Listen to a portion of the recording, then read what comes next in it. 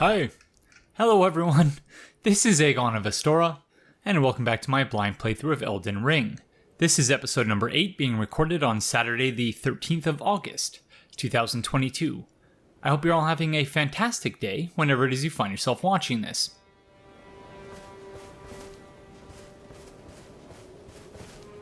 So, as you can see, there's quite a few beams of light. You can see up in the cardinal direction bar at the top as well. 4 different markers that we're going to try and deal with in this episode. But before we get to that, I did have a few notes here. I have more than a few notes here on the notepad to my left, but in fact, I think I'm only going to go over a few of these. Some of them have to do with things that I've mentioned in previous episodes that I wanted to follow up about and go into a bit more detail about. But other items are just items having to do with the playthrough and things that, I'll just get into it. So the first thing is obviously it's been 3 weeks since I recorded the previous episode in this series. That was right after I got my COVID vaccine booster shot. So I was a bit out of it. So some of the stuff that happened in that episode, I might not have fully remembered had it not been for the fact that obviously I went and did some editing on the video later. I've still not watched the entire thing, so I might still be missing things. But yeah, it's been 3 weeks. I'll get into, I guess, where I've been since. Just busy in general. But the air conditioning is fixed, which, thank goodness. I actually don't have the air conditioning on right now. My window's open, so you might hear some going-ons out on the street. Every now and then there are cars that drive by with obnoxiously loud stereo systems. So I think we'll just deal with that because obviously it's great to have the AC if we need it. It's not terribly hot today, but obviously it's expensive to keep it running constantly. So we're trying not to do that. And the last thing on my sort of playthrough-related notes here is the settings. I'm continually tweaking the settings. So I would have mentioned in a previous episode that, yeah, the volume mix in this game is a little bit weird. I find that the voices are much, much too quiet. And that I think I've got as best as possible, I've got these things in a good place. One thing that I did tweak in between episodes was I increased the amount of the auto ducking. So as I talk, OBS Studio is automatically lowering the volume of the game because I found during the boss fight with Flying Dragon, what's his name? Flying Dragon Agheel? It's the name of the lake. Yeah, Flying Dragon Agheel. That my voice was a little bit soft in comparison to the music, and that it wasn't quite ducking the audio as much as I would have liked for it to have ducked it. So, which is to say, the audio wasn't lowered as much as it could have been. And I'm only mentioning this because I may have overcorrected. There's always that danger that you go and overcorrect something and then it ends up being worse in the other direction. So I'm looking to my right now, and all I can see is bars moving. So I don't have any meaningful sense of what that will sound like to your ears. And it looks like it's lowering the volume a considerable amount, but hopefully it's not too much.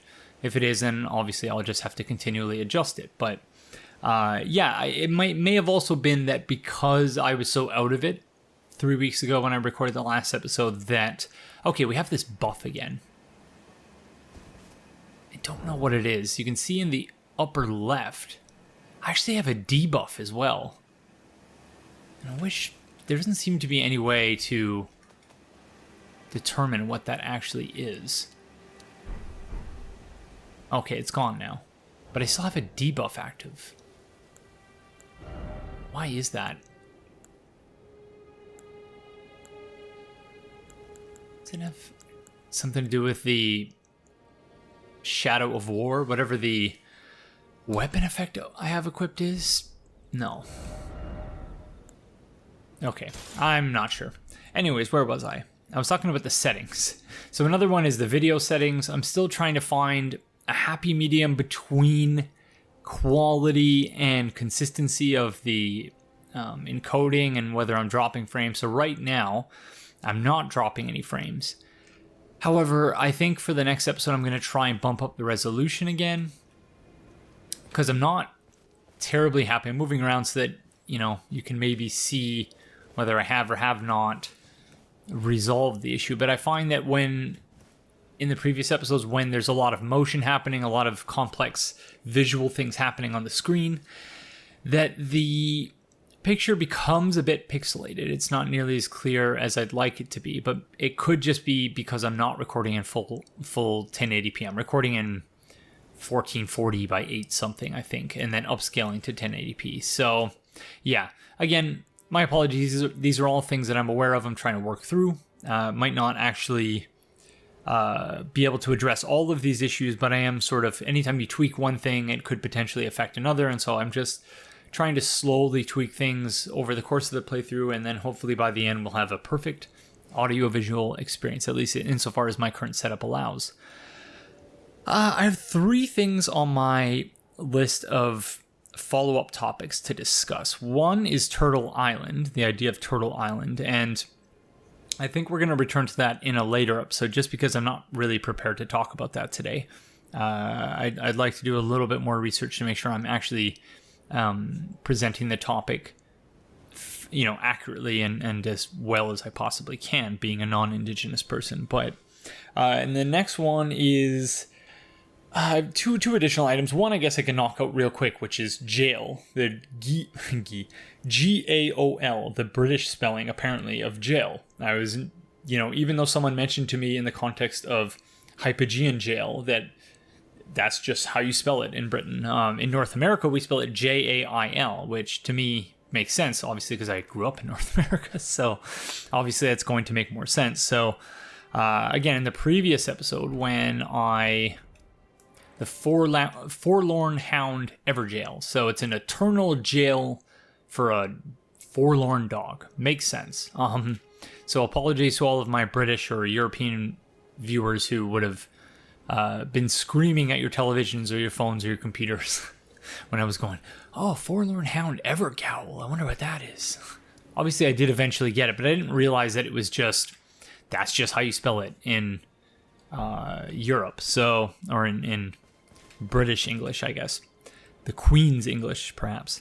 The last thing is demi-human. So I looked up the definition to this. I'm actually afraid to look it up again because that would require opening a web browser, and I'm not currently dropping any frames, so I think I'm going to leave it there. But a demi-human, so we saw Patch's friend, what was his name? Demi-human Bok. So that was Bok in the cave, according to this here. And demi-human, essentially, when I looked it up, I seem to recall it was something like a half-human. But in the same way that when you refer to someone as a demigod, you're not necessarily saying... You are saying that they're a half-god, or at least part god, but you are specifically saying that they're less than a god. So it's not just...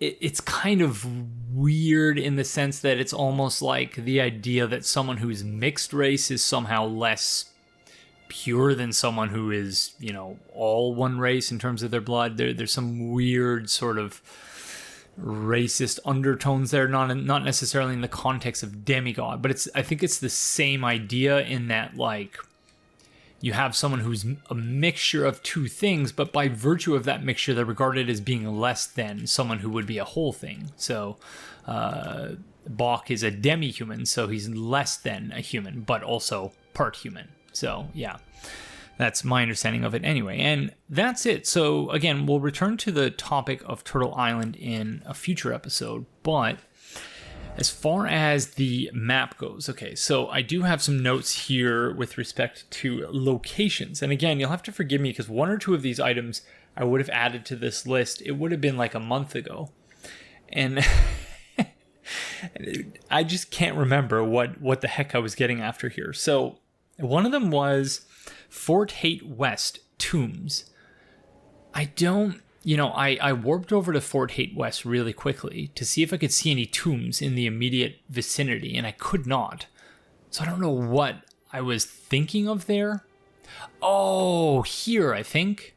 I think this is what at least that is what it looks like on the map. So maybe, yeah, I'll add another marker there. So that's number 5. I think I'm actually going to want to make that not number 5. So let's do that. And then this.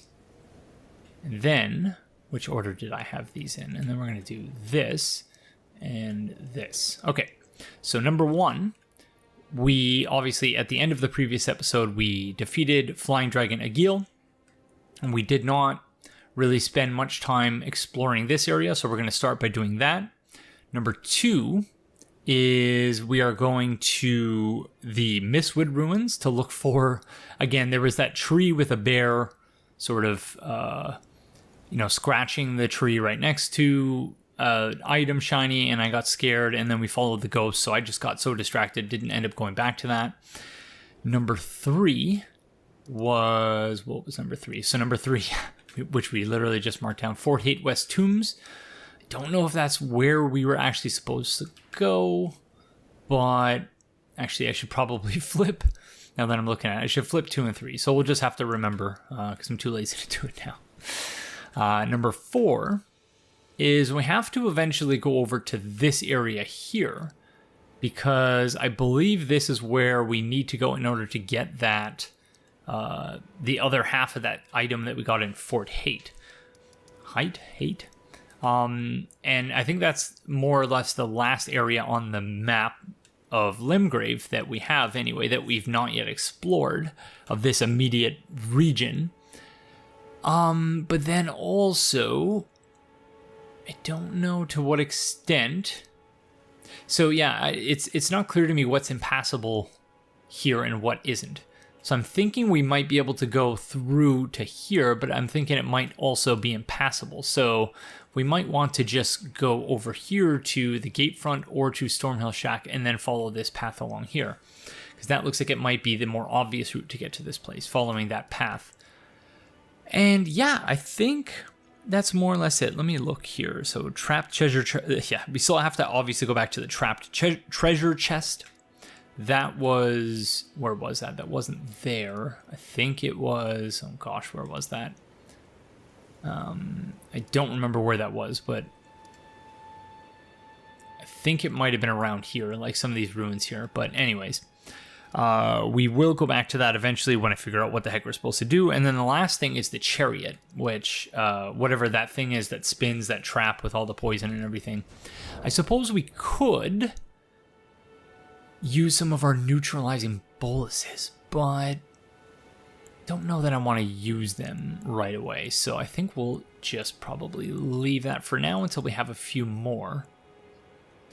Oh, okay, so that buff was for boosting rune acquisition, because it looked like a gold pickled foul foot that was up in the upper left corner.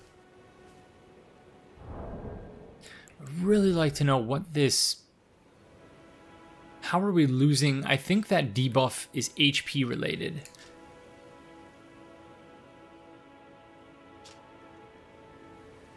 And maybe I equipped something which very obviously said that you would lose HP. And then I'm just... the fact that you can hide and show the helmet is beautiful. But yeah, I'm not sure how that's happening. You can see it in the upper left. At least I'm reasonably certain that would be an HP debuff. I don't know what else that would be. So yeah, anyways, we're starting here. So let's get started.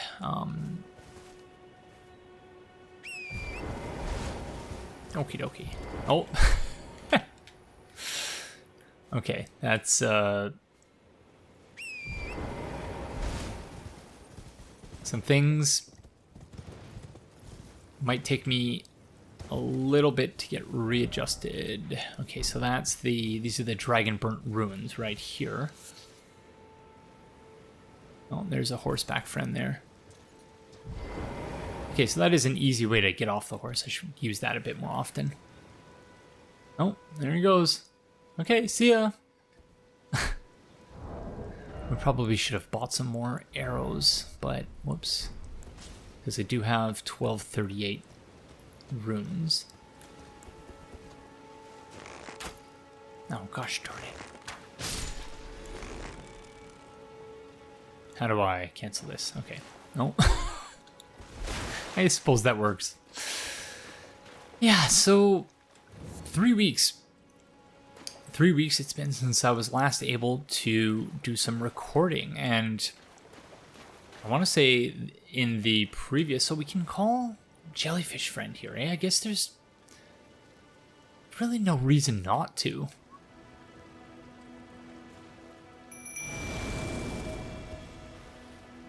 Unless that means there's still like a possibility of there being a boss fight here or something.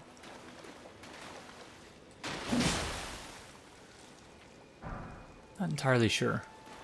But yeah, essentially, as I would have mentioned in the previous episode or the episode prior to that, I'm still looking for work, and, you know, it's been quite frustrating because, you know, I've had job interviews. I suppose it could have been more, it could be more frustrating in the sense that, you know, not too long ago, I was, well, this rat friend is golden-eyed. That's creepy. So it wasn't too long ago that I was not getting any interviews at all, which was even more frustrating because, you know, you just spend so much time sending out these applications and then you don't hear anything back. And it's just a frustrating experience. But then at the same time, it's almost in some respects more frustrating when you actually spend time preparing for a job interview. You know, spend a lot of time, and, you know, I guess it's all good practice in the sense that you might not get the job, but at least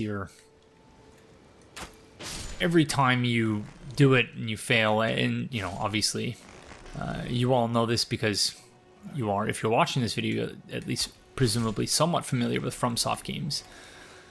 It's the same idea. You fail at something, it's fine as long as you're deriving some lessons from it. And, you know, I would say that I'm definitely doing that. I'm not just failing to succeed. Oh, no! Oh, shoot. I'm sorry, friend. I didn't see that he wasn't being aggressive. I should have remembered that, though, because these friends were not aggressive. No, Jellyfish Friend, they're fine. It's okay. You don't need to worry. But yeah, so I had 2 job interviews, not last week, but the week prior. One of them was a second interview. The other one was a first interview.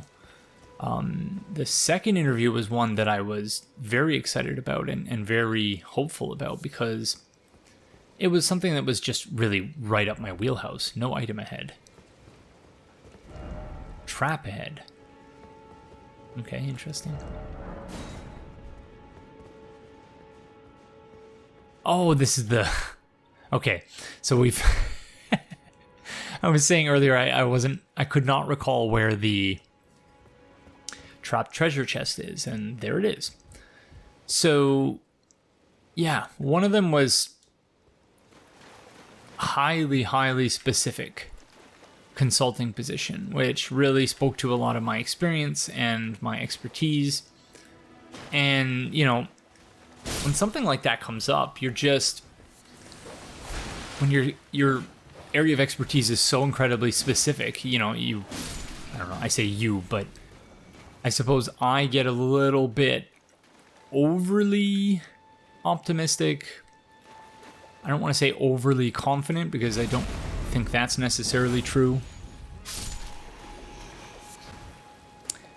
But, you know, I'm just realizing now that my Windows, gosh darn it, my Windows audio settings may be interfering with the OBS settings. So I'm just going to quickly address that.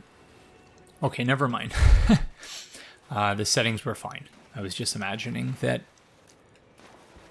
issues were going to crop up. But yeah, so I had this interview. I thought, you know, the first interview went exceptionally well. I think the first interview went really well, and that sort of bolstered my confidence a little bit heading into the second interview. And you know, there was a lot going on 2 weeks ago. My in-laws were here staying with us for a week and a couple of days, so like I didn't have full unfettered access to my office, and that's where I do most of my work, and so, you know, but I don't think that really ultimately made any difference in what happened, but it was just, there was a lot going on that week, and yeah, it just wasn't, you know, for one reason or another, I was not offered the position, and that was just, yeah, crushing, because it was a position that I thought I was great for. I thought it really was well suited to my interests and my expertise. It was something that I could see myself doing long term.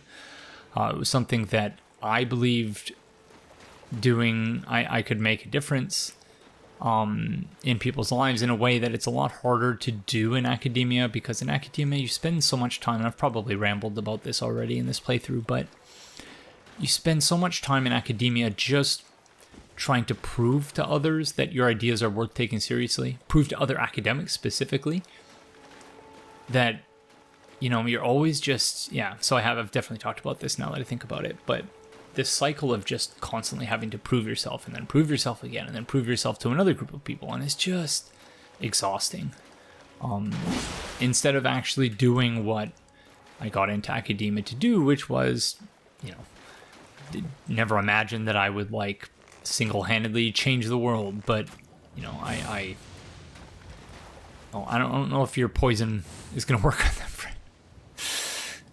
I was thinking about this while doing some editing the other day and rewatching the boss. Oh, did it? Oh, it did work.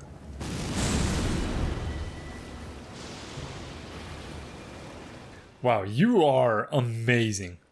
You really are. Just like, I cannot believe how talented Jellyfish Friend is.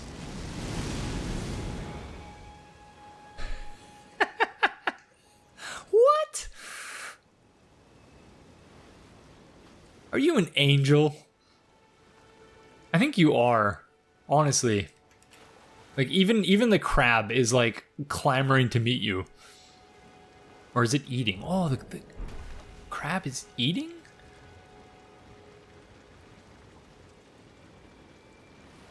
Oh, there's a little baby crab too. Wow, so it really is just, they just took it straight from Dark Souls 3, didn't they? Oh, FromSoft, okay. What is the message read? Pickles, so to speak, God. Arteria leaf. Dark red leaves with thick, swollen veins. Material used for crafting items, exceedingly rare to find. A faint pulse can be felt in the veins, stirs the blood, providing an enlivening effect. For a second I thought maybe these were sorted in terms of rarity, because there are only a few of them that say exceedingly rare to find. So like this one is also, it says that it's exceedingly rare, but we found quite a few, so I don't know what that actually means, to what extent it actually relates to their rarity. Okay, so that was pretty simple, thanks to Jellyfish Friend. So I guess we'll just finish going through this area and seeing what's here, if there's any items that we've missed, but at this point I'm not sure that there are. But anyways, long story short, I did the interview, a few of my questions, like the first few questions, I think I really nailed it with my answers, but then it was a panel interview, and there were a couple of people involved, and I don't know if they were intentionally doing like a good cop, bad cop thing, but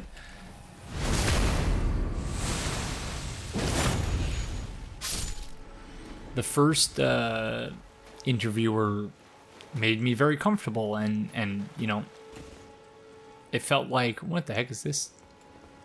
Oh, looked like he was floating in the air somehow. So the first interviewer made me feel very comfortable, and you know, perhaps too comfortable, to the point where when the second interviewer came with their questions, I was just kind of thrown off guard, and you know, I wasn't really sure how to answer them. And you know, job interviews are tough because, for me anyway, I find it's really difficult to, because you have to lie. Like, that's the thing that's really screwed up about job interviews, that you know, they want you to have some very specific experience. And they ask you, tell me about a time when blank. And then not only do you have to immediately recall something that happened to you ages ago and provide very specific details about it and how you learned and you grew from it, but like, they ask you a question that is, you know, what is your experience with writing reports? Can you write things that are brief? Things like that, where I'm just like, yeah, I can. Like, I don't know what else to say. And so, you know, I get caught in this trap where like you end up essentially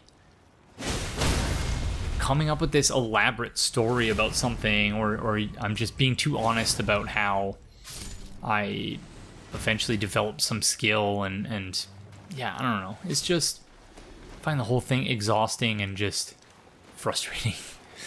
So the second interview, though, I think actually went quite well. And I don't know, suppose that's the irony of it all, is that it wasn't even really one that, like, I prepared for it. I did my work, put the work in to prepare for it, and I had to deliver a presentation, which I feel like I'm very good at doing.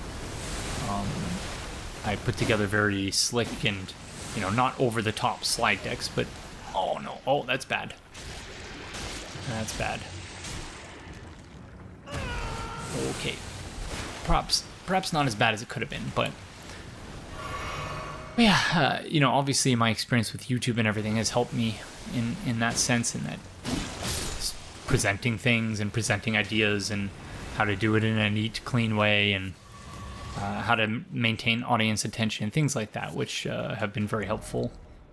Crap, behold the crap.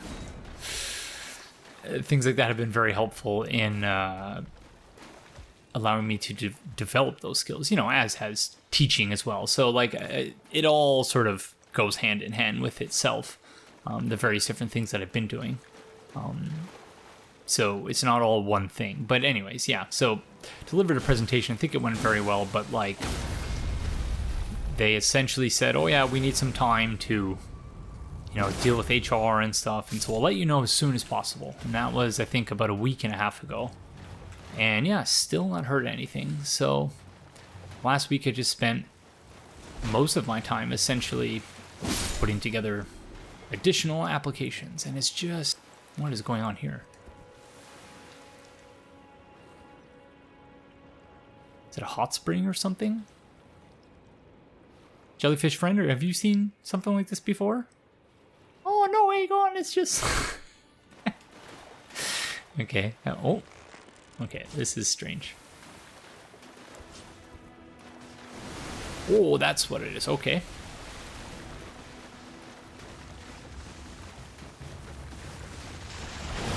I rolled too early there, but somehow didn't get hit.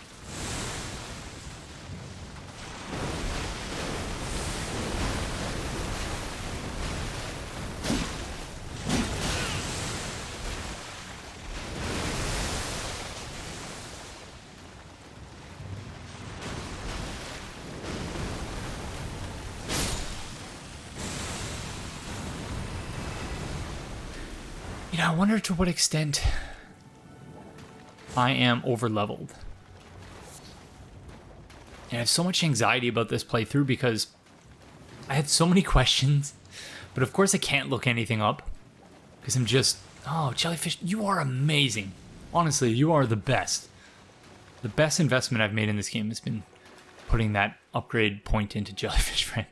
Because I was thinking, you know, we're going to be in trouble if I put all my upgrade points into him, or it, or they, and then we get to a point where we run into a friend who their enemy, or their primary attacks are poison related, because they'll likely be immune to it. But Jellyfish Friend doesn't give an F.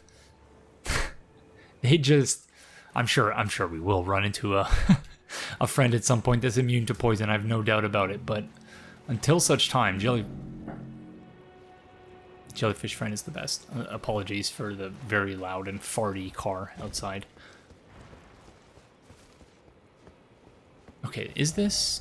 Okay, we have been here. Okay, so that's the Limgrave tunnel, so we're not going there.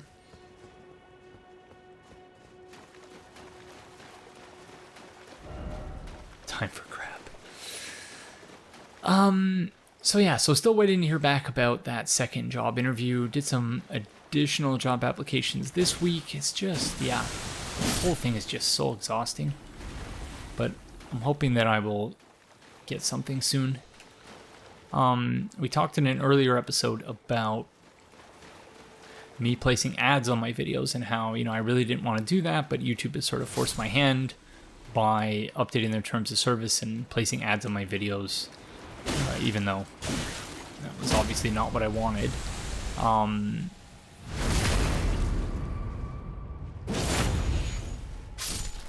And, I mentioned that I was probably going to do it just because, even though I promised that that was something I wouldn't do, my circumstances have changed and I'm in a position where I'm really not earning any income other than the support that is provided by those of you who have donated to the channel via Patreon, because, yeah, that's been my only steady source of income over the last however long it's been since I started my Patreon page, 2018 or 2019.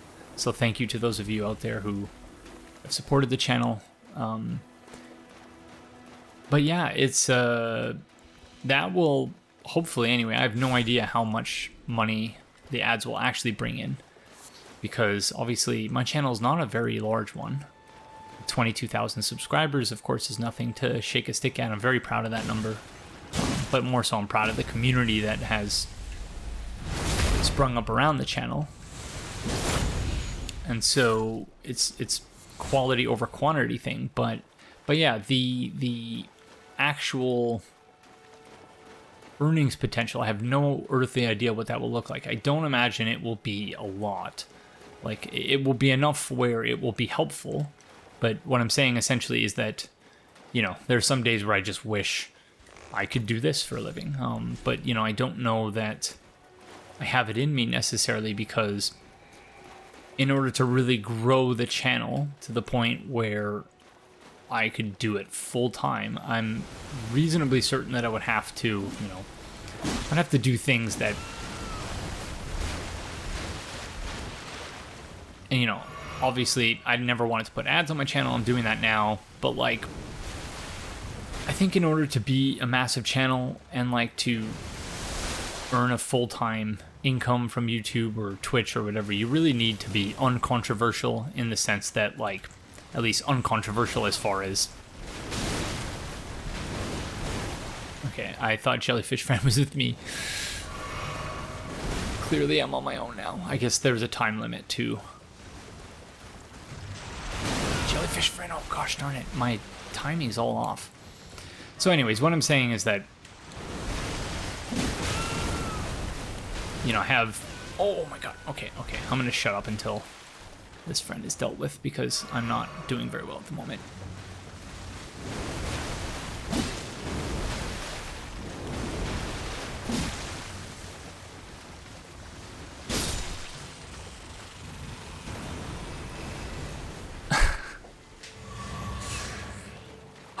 Okay. Yeah, it sounds like it's kind of noisy out on the street.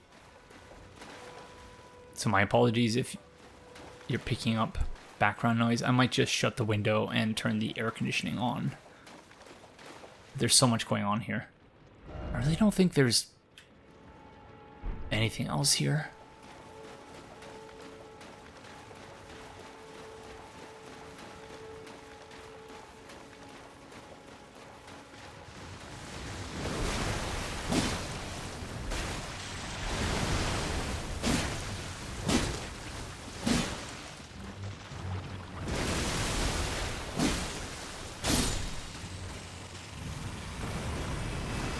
But yeah, I don't know. Maybe one day that would be wonderful if I could do this for a living, because this is something I really enjoy doing. And, having spent the last 3 weeks not playing this game at all, and not, I say talking to you all. Obviously, I'm talking from the distant future. Gosh darn it, lots of activity out in the street, so yeah, excuse me for 1 minute.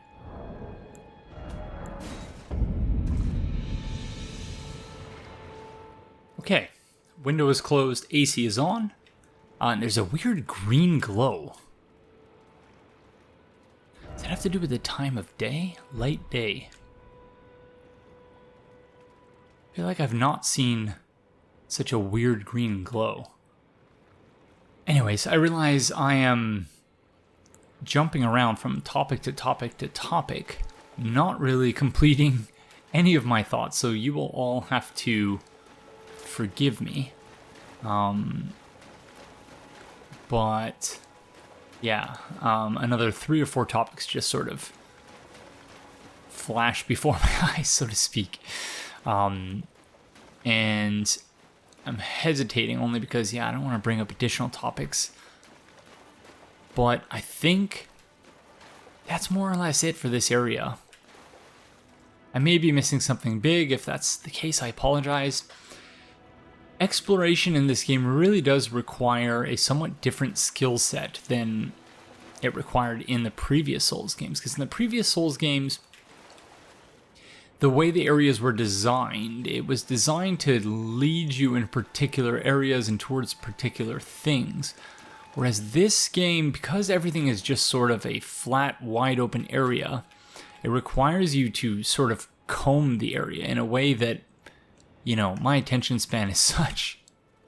I've mentioned before having, you know, I know people joke about having ADHD. I actually do have ADHD.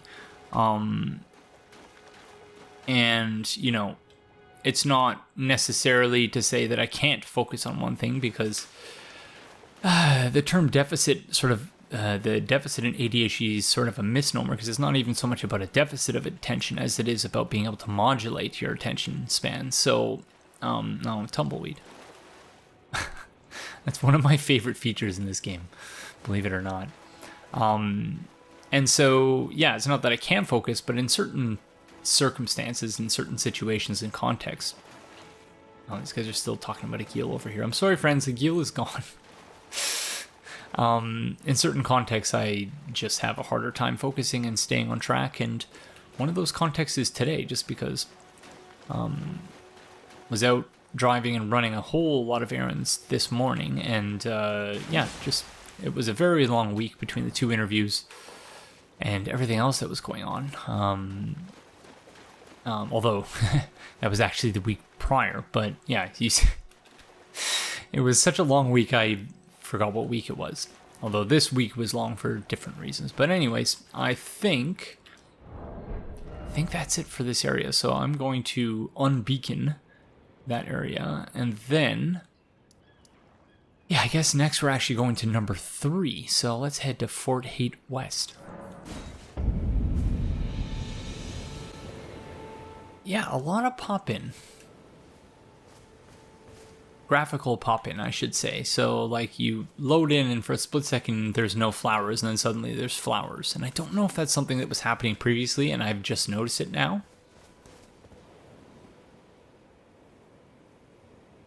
So that seems to be where I thought the tombs were.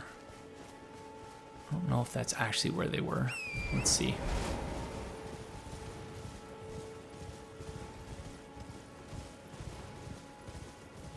Yeah, one of the sort of idle thoughts I've had while not playing Elden Ring for 3 weeks. Oh, that is where the tombs are. Okay, beautiful.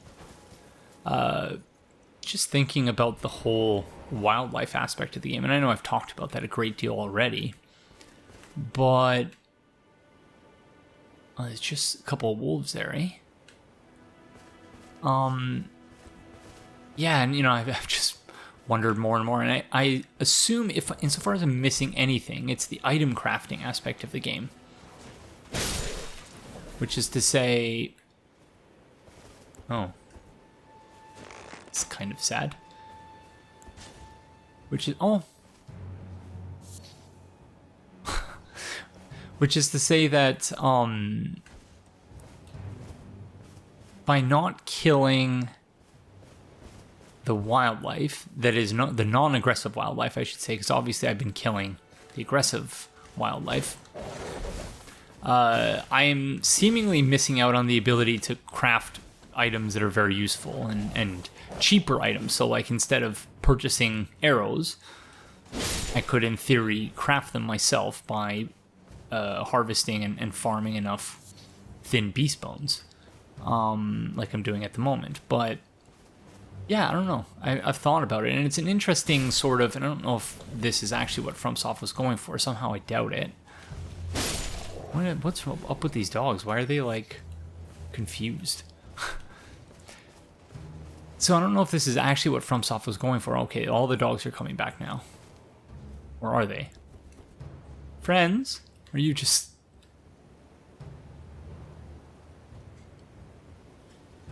Are they running from me? Is there something else they're running from that I'm not seeing? Okay, that was weird. But yeah, I don't know. Are they all glitching out or something?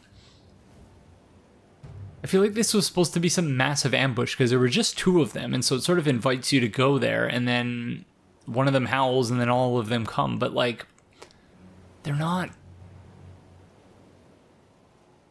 Is this because I'm friends with Blad the Half-Wolf? Anyways, let me finish my thought. So, it has had me thinking about, you know, what are you missing by not hunting things?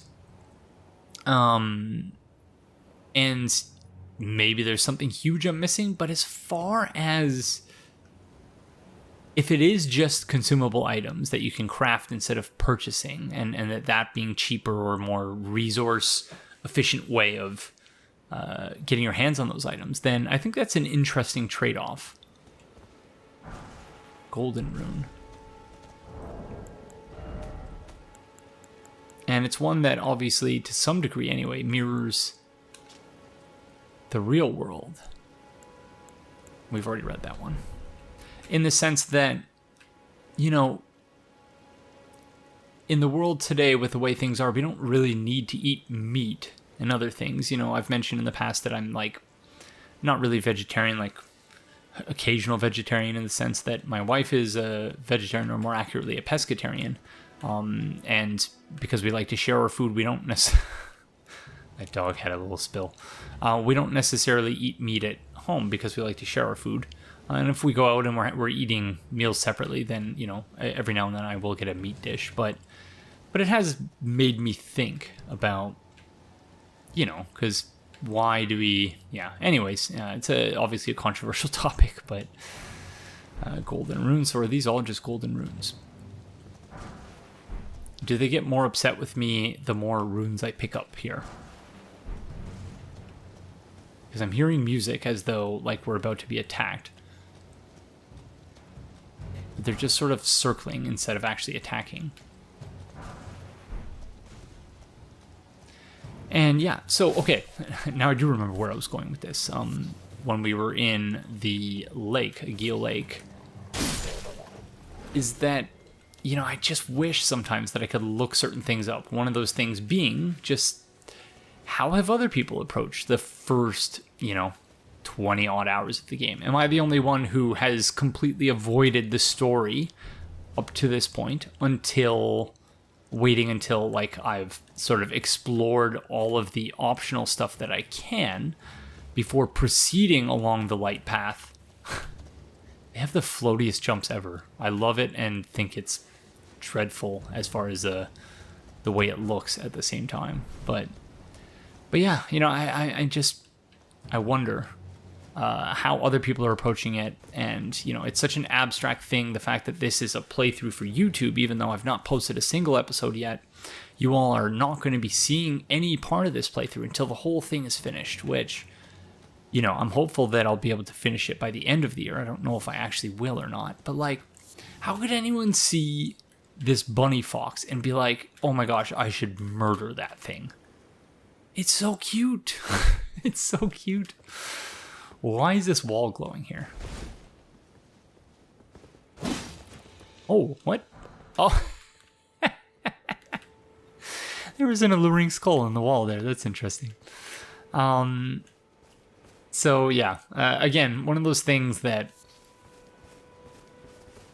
today, in this day and age where everyone looks things up, myself included, and, you know, everyone is sort of doing things together, And I suppose, I still have the messages and everything, so like I'm not doing this completely in isolation, or incomplete isolation, I should say, but yeah, it's weird. It's a weird sort of experience playing this game all by my lonesome, having not really been connected to the Souls community at all outside of my own channel for several years at this point. And so it is a very strange, disconnected experience. Adding to the fact that, yeah, just in general, I've just not had time for any of this. And I guess that's, to some degree, that's just getting older. Your priorities change, your life changes, you live in a different place and you spend your time doing different things than you used to. But yeah, that's life. Okay, so we're back to where the penguins are. Okay, so I know where we are now. So next is, yeah, we just have to go to the Mistwood ruins. I'm just rambling on and walking in a direction that we've already been. So yeah, that was the Fort Haight West tombs. So I can scratch another item off of my list. And then at a certain point, our list will just become the the sites of grace that we have unlocked on the map, because I have so many of them unlocked at this point where places I've not yet been. Sorry, wolf friends, I'll leave you alone. And yeah, we are eventually going to get to the point where we just don't have anything left to explore here. But again, it just fills me with anxiety, the thought that I might be playing this game in the most just maddening and infuriating way for all the viewers. Oh my gosh, I forgot about the orcs there. But, obviously I don't really have any way of knowing other than looking it up, which could potentially spoil things. So, yeah, I hope, if nothing else, you find my nonsensical rambling to be somewhat entertaining. Okay, so we have been here for sure, yeah. I'm gonna let our horse friend, Torrent, go. And we are looking for a tree with an item next to it and a bear scratching the tree. Oh, that's the first one we've had appraised, at least since, while we've been playing. Angel ahead, by the way. Praise the beautiful. Oh, this one still has 2 pores, but yeah, I'm glad someone else enjoyed my affirmation message in the roundtable hold. That makes me very, very happy. Thank you to whoever that was. You're almost certainly not watching this in the future, but if you did upvote that message at some point, then yeah, thank you. Or maybe I'm not nearly as clever as I think I am, and that was actually someone else doing that, or that's a message that has been written by other people. But anyways, yeah, so this place just gives me the heebie-jeebies. I'm still falling for alluring skulls everywhere. This might be the bear I was thinking of. We have almost 4,000 runes, which I think that is the bear. I think this is enough runes to level up. This is going to be like a nothing item. I'm almost certain of it. Oh, okay, never mind. I'm glad we went back for that. Oh.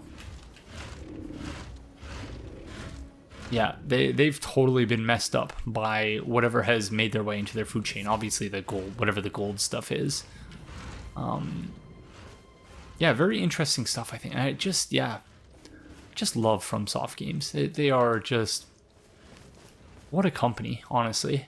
In a time when gaming is getting more and more, capitalized and financialized, and just everything is just about making money. And obviously that's their objective as well, but they do it in a way, they create these experiences where they're almost, I don't want to say they're uncompromising, because I'm sure they compromise in various different ways, but they're almost uncompromising in how they sort of try to realize their vision. And yeah, it really is admirable in many respects. Okay, I think that's more or less it for here. Although, it really isn't, because we should just keep going that way. And then we'll actually be able, so it's number 4 we're looking for, so here. So yeah, I think if we just continue, yeah, we'll just continue following this path here. And that should lead us there.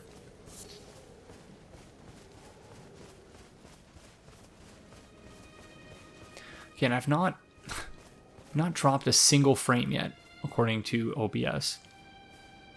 And I changed a setting before we started recording. I know I already rambled on and on and on about the settings, but was that a warthog?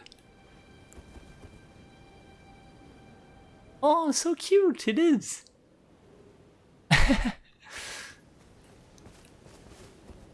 Hopefully it's not aggressive. Hello. Oh, it's so cute. It just shook its tail at us. I don't know if that was it trying to shade us or what. Oh, there's actually a shoreline here too. Okay, very interesting. Yeah, seeing these pigs, it really makes me think of, there's a show on Discovery called Pig Royalty that I watch with my wife, and it's about like show pigs in the United States and Texas, and it's an interesting thing, but it's so sad at the same time because, I guess, I've talked about this already in this playthrough, and again, I mentioned previously, I know this is somewhat controversial for people, just the idea of like thinking about where our food comes from and how it is that we treat other animals and things like that, but yeah, it's sad when you think about the lives that certain animals have because they are regarded as a valuable source of food for us. These animals really have no perception at all. But yeah, and pigs, they have this whole industry in the United States all around, not just pigs for food, but like whoa, okay, you were totally pretending you didn't see me. Outsmarted me. This whole industry where showing these pigs, and these kids are walking these pigs around and hitting them with these little whips and stuff, and like they grow, because like how could you not grow attached to these pigs that you're spending all this time with? But then, presumably at some point they slaughter the pigs and they eat them, and it's like, yeah, how do you even, I just can't comprehend it personally.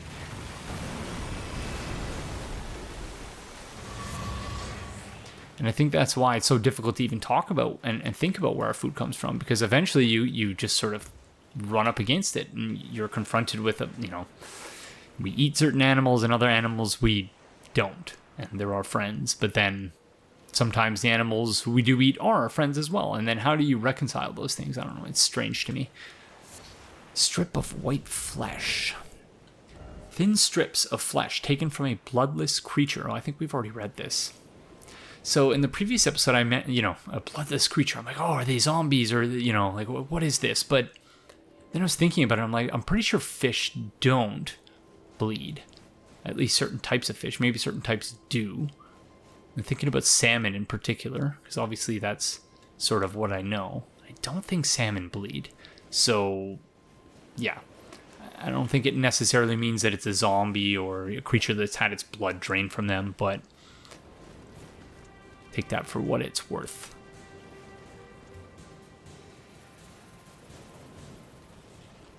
Oh, good job. Just like the big crabs.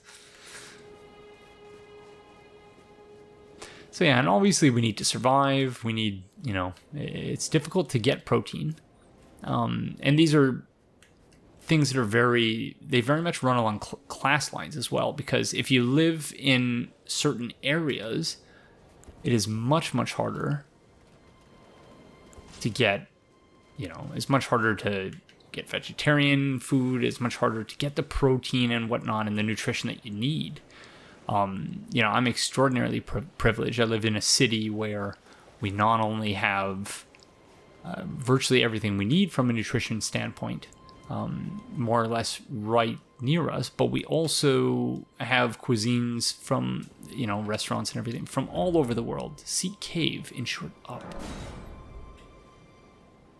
Oh, so in other words, that's a shortcut exit from somewhere else. Well, thank you, friend. And yeah, so, you know, if you're in some places, try a horse and then try. Ooh. Okay, that's interesting. So this is a glitch of some sort?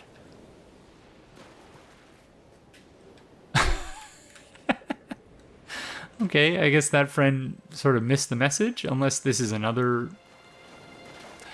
Oh. Okay, I don't think we're going to try that just because it looks like reminiscent to me of like the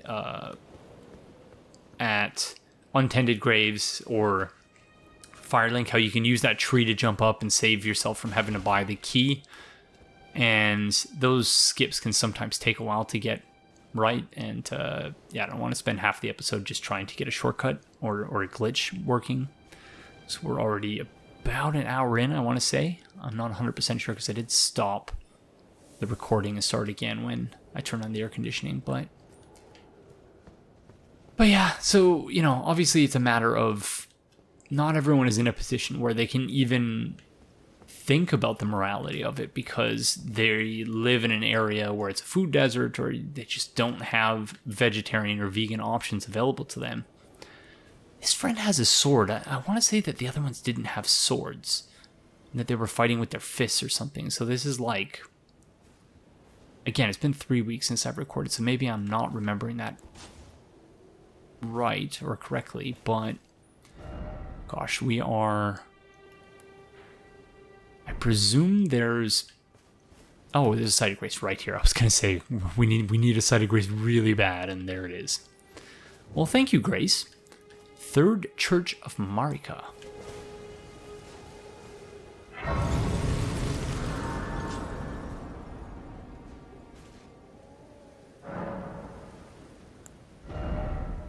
We might as well use these souls we have. We'll add to endurance. So yeah, if you, for some people it's also cultural as well, like if you have halal meat, then, you know, in theory anyway, it's meat that is actually prepared in a somewhat more humane manner in how the slaughter takes place and everything. So I don't know, it's obviously complicated. I don't mean to oversimplify it. That's not what I tend to do, but it is something that I wrestle with personally as someone who occasionally does eat meat. But yeah, what is this here? Crimson Crystal Tear. Oh, we finally got the Flask of Wondrous Physic. We've read about it a couple times, but it's nice to finally have it. A relic of the Physic Chemists, priests of the Erd Tree, harnesses the powers of crystal tears, which only form after the passage of many moons. Various special effects are bestowed upon the drinker, dependent on the specific mixture of crystal tears. Rest at a site of grace to replenish. Basins are placed at the feet of minor Erd trees throughout the lands between in order to collect their crystallized tears. I don't even remember, like, there were a couple of items that various effects. So it's like, this is for HP, this is for FP, and this is for, like, special buffs, I guess? Very interesting, okay. Crimson Crystal Tear. A crystal tear forms slowly over the ages where the Erd Tree's bounty falls to the ground. Can be mixed in the Flask of Wondrous Physic. The resulting concoction restores half of one's maximum HP. Oh, interesting, okay. And this one temporarily raises stamina. This one, okay, that's really cool. Cool, we are making progress.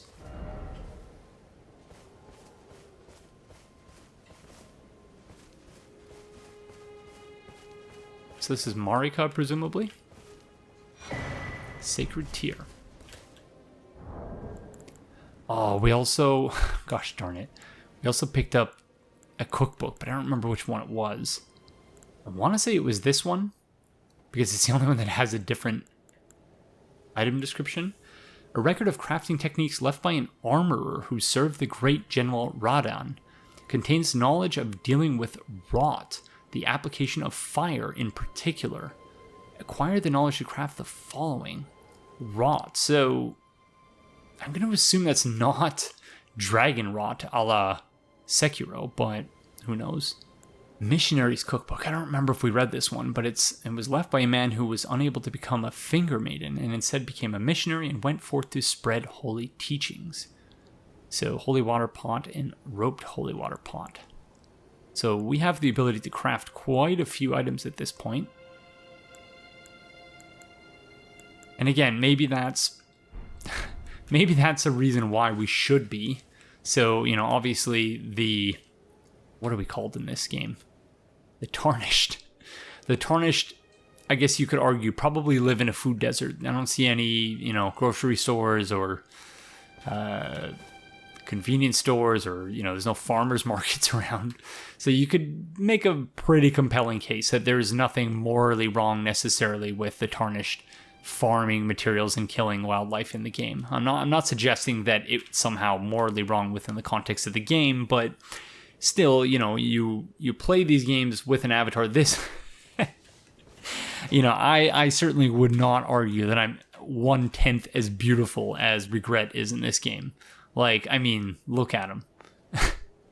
But still, you know, you can't help but have a little bit of yourself in your player character. And, you know, I can't imagine that I would walk around killing furry for, you know, I can't imagine. I don't walk around killing anything. So, you know, it's not something that I enjoy doing in games either, when it's not fully necessary. At least not anymore. When I was younger, perhaps. I was terrible in Skyrim. I talked about Skyrim a lot in this playthrough.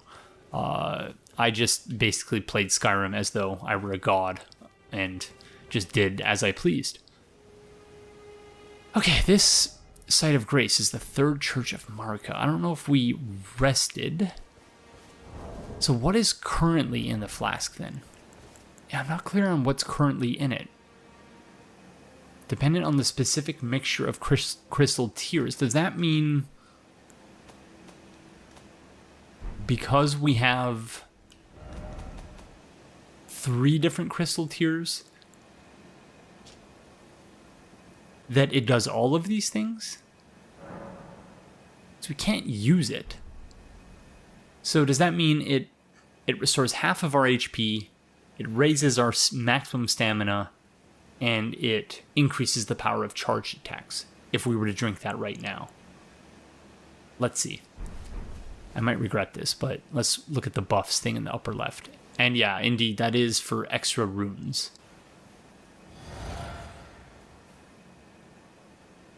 Okay. Oh, I think we have to actually equip it at the Site of Grace.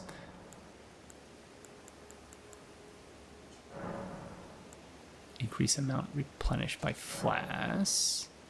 Might as well. Okay, and then... Oh, okay, I see. I understand. So now, do we have to farm these? Or are these like materia, so to speak? Temporarily boost stamina. Half of total HP. Okay, that's really cool. I like that. It looks like Melina has something to say to us, so let's say hello.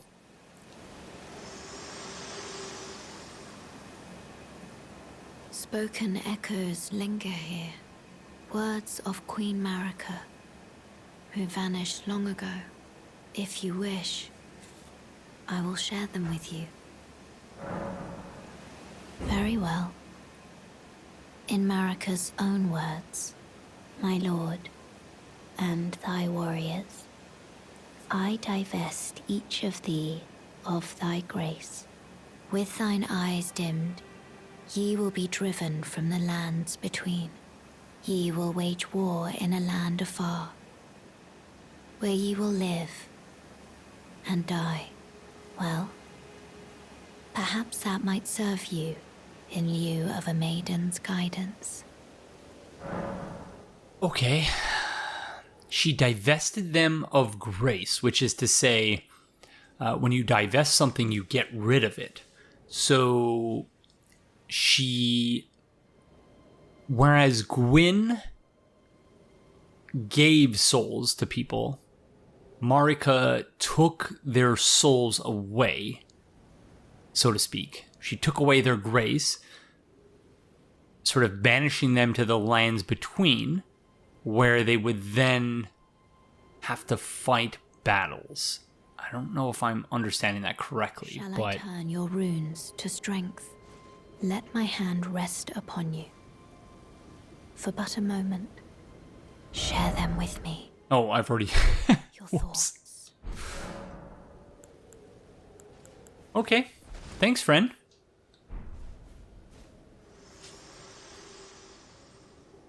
So she's not my maiden. What the heck? Yeah, I don't know. Obviously, she has effectively become... Like, she is effectively our maiden, but...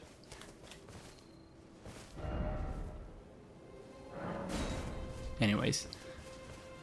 I've lost my train of thought. What the heck was I even talking about? I'm sure it wasn't important, so... I think I was just confused about the Flask of Wondrous Physic. Do we want to fight Giant Friend? Probably not, eh? That would just take us back in that direction.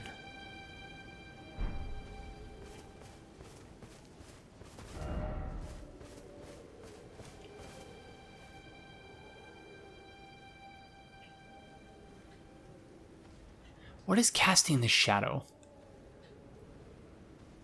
Because the shadow's moving, which suggests that, you know, the planet is spinning and so the sun appears to be moving. But there's no sun here. Just the moon and the Erd Tree. So I would assume it's the Erd Tree that's casting the shadow, but the Erd Tree is not moving in relation to where we are. I'm still very confused about the cosmology of this world.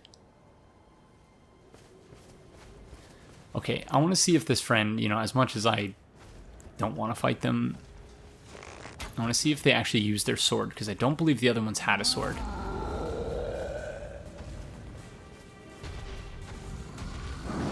Or did they only use their sword when they got down to a certain HP? I can't recall, really. Ouch. For some reason it locked onto a friend in the background. I deserve that.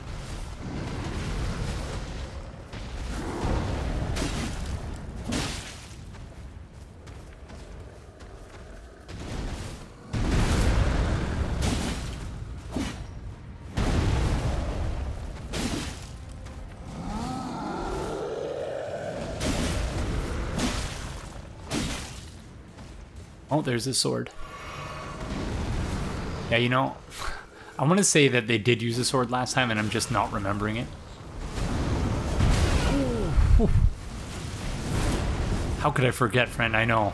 I agree with you. So you forgot this? Let me remind you of my strength.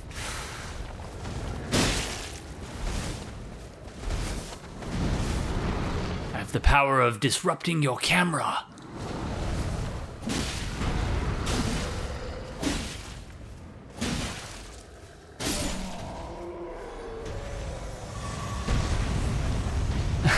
Yeah, I'm pretty sure there was no difference there versus the other friend, because that friend also gave us, the very first one we fought in this playthrough, also gave us 1,000 runes. So I just murdered that poor giant friend for no reason. Sorry.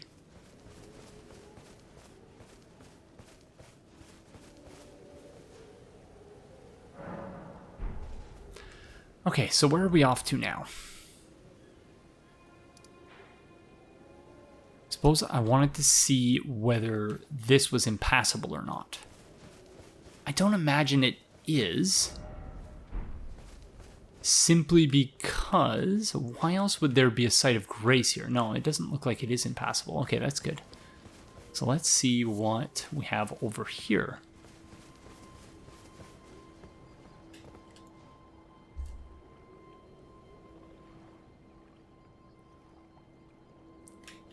Just trying to see if I... No, I wouldn't recognize these landmarks because we've not yet been there.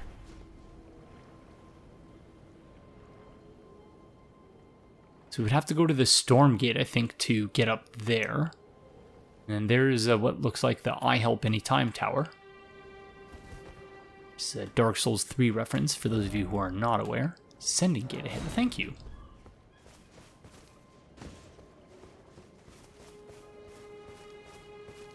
Not missing anything here, am I? No, I don't think so.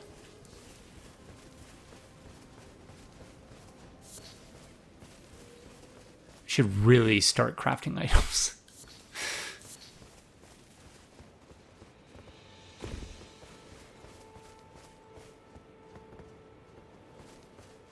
Again, it's that ever-present sense of anxiety when you're doing a playthrough like this, where you have absolutely no feedback about what it is you're doing in real time.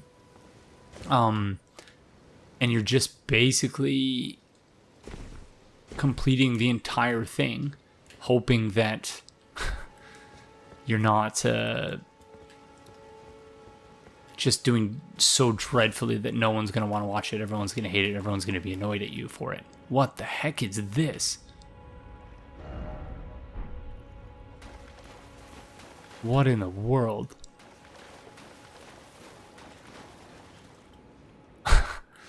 Okay, I guess we're ducking. Oh, can't duck. Okay. Alright, here goes nothing. Going into a wormhole, it looks like.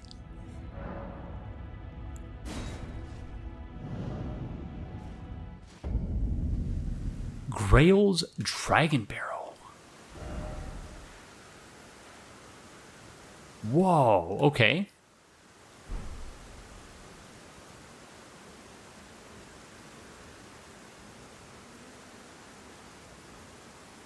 We traveled quite a distance here. I was not expecting that.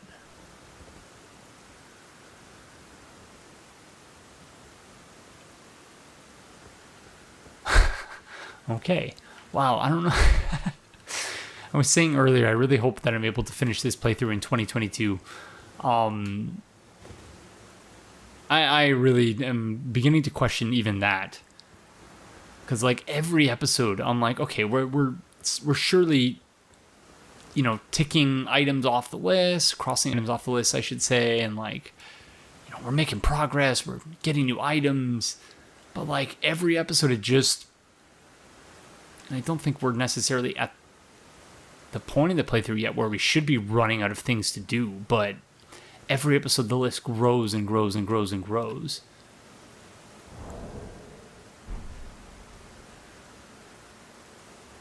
Wow, what the heck? Yeah, this place is barren. Not in good shape whatsoever. That looks like a tarnished friend over there, or at least an NPC-esque friend. These look like gravestones or something. Dragonbarrow. What the heck is a barrow? Like a wheelbarrow? It's time for fun with definitions. Barrow, as a noun, is a luggage trolley or a two-wheeled handcart used especially by street vendors. So yeah, like a wheelbarrow. So a dragon barrow, Greyoll's Dragonbarrow. So the castle, some person named Greyoll, they use the castle to carry around a dragon? I'm very confused.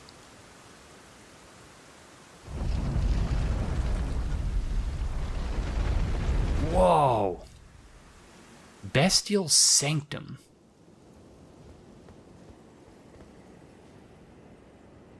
Someone's shooting arrows. Okay.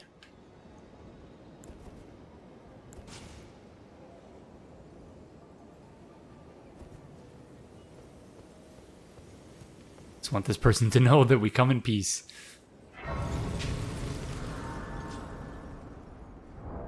What is with these statues, though?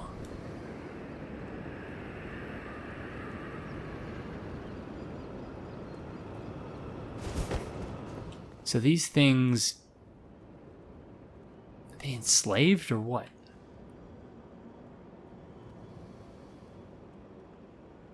Just an incredibly creepy vibe here. The soundscape is also frightening.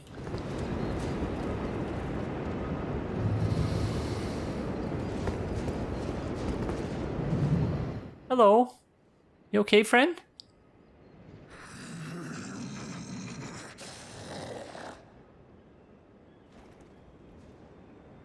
Oh, he's not okay. I'm sorry.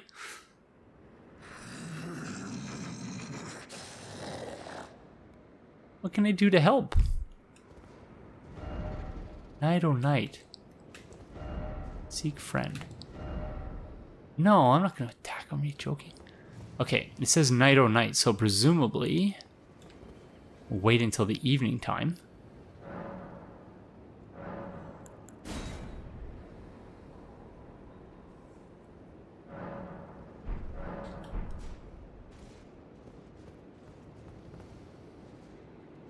Don't know if that made a difference. Let's see. Hello.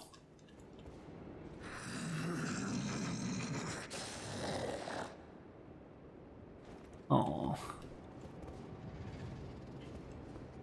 I can't really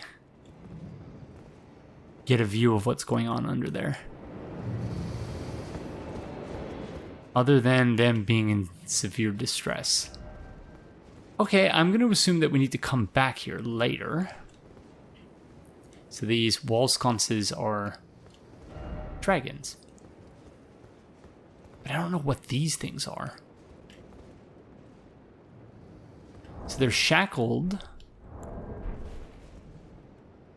Their hands are shackled, and it looks like they're... I thought for a second their necks were shackled too, but it looks like they're actually just... They're adorned with some sort of jewelry. Okay, so bestial is an adjective which means or of or like an animal or animals, or savagely cruel and depraved.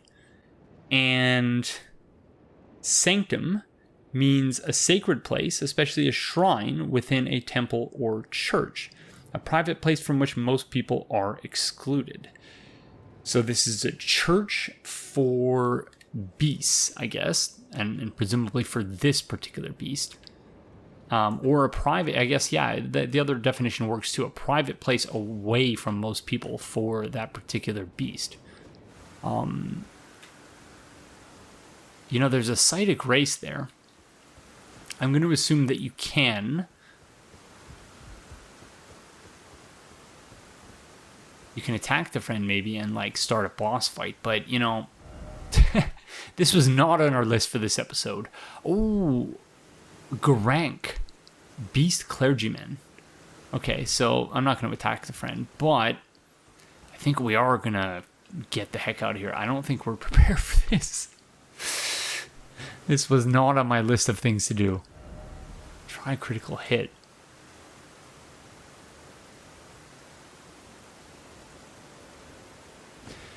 Is this like... So we've already seen their dragons. Rot is a thing. The Tarnished seem to be basically... There's a whole bridge here. Okay, so we're facing this way. So we're clearly missing like another half of the map because there's a bridge leading in this direction, but this is where the map ends. So again, I question how many episodes is there. It's gonna be like 80 episodes in this playthrough. Gonna be like recording the finale as my like retirement celebration or something.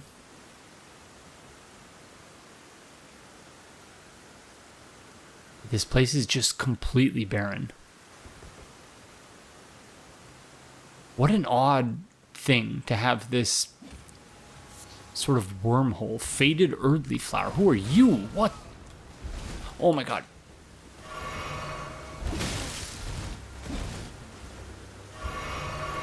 Okay. I was right when I suspected that I was not ready for this.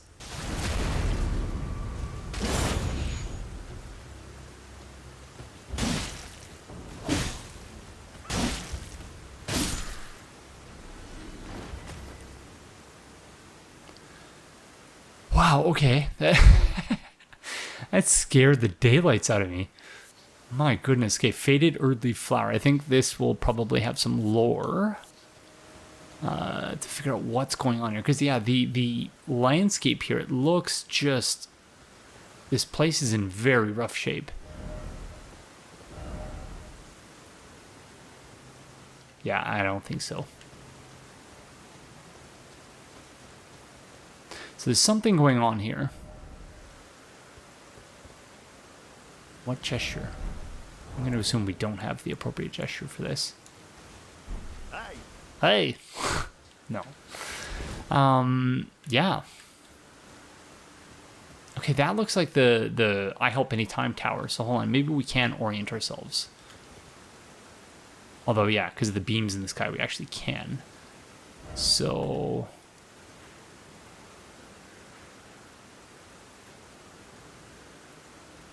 I'm still confused. Like, I know that's where we were going. But still, like, how did we end up here and why? Like, why does the wormhole lead here in particular? Faded Earthleaf. I'm going to keep saying it to myself until I read the description so I don't forget. Faded Earthleaf Flower. Whoa, okay. Ooh. Okay. I was wondering whether that was just a shadow. Or, sorry, a shadow, a statue.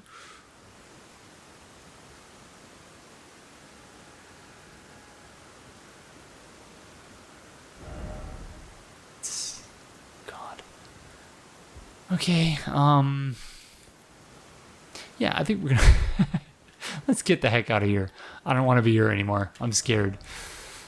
Let's go. We still have not verified if this part here is impassable, so let's see.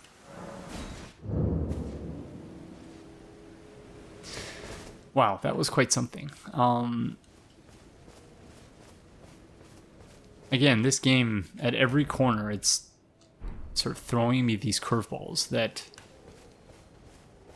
I'm very impressed about. Oh, that looks like it's totally a platforming section. But yeah, I was wondering as we were facing that enemy who came out of the ground there. Obviously, it's reminiscent to some degree, to me anyway, of the friends who pop out of the ground in the Ring City DLC in the Dreg Heap.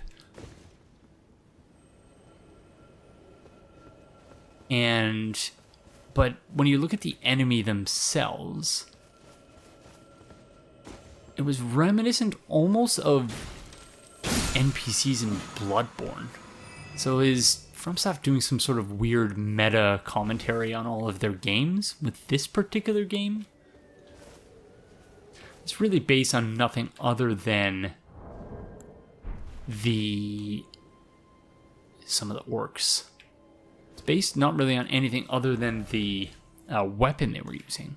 So we might actually be able to get up here by using that those ruins like a bridge.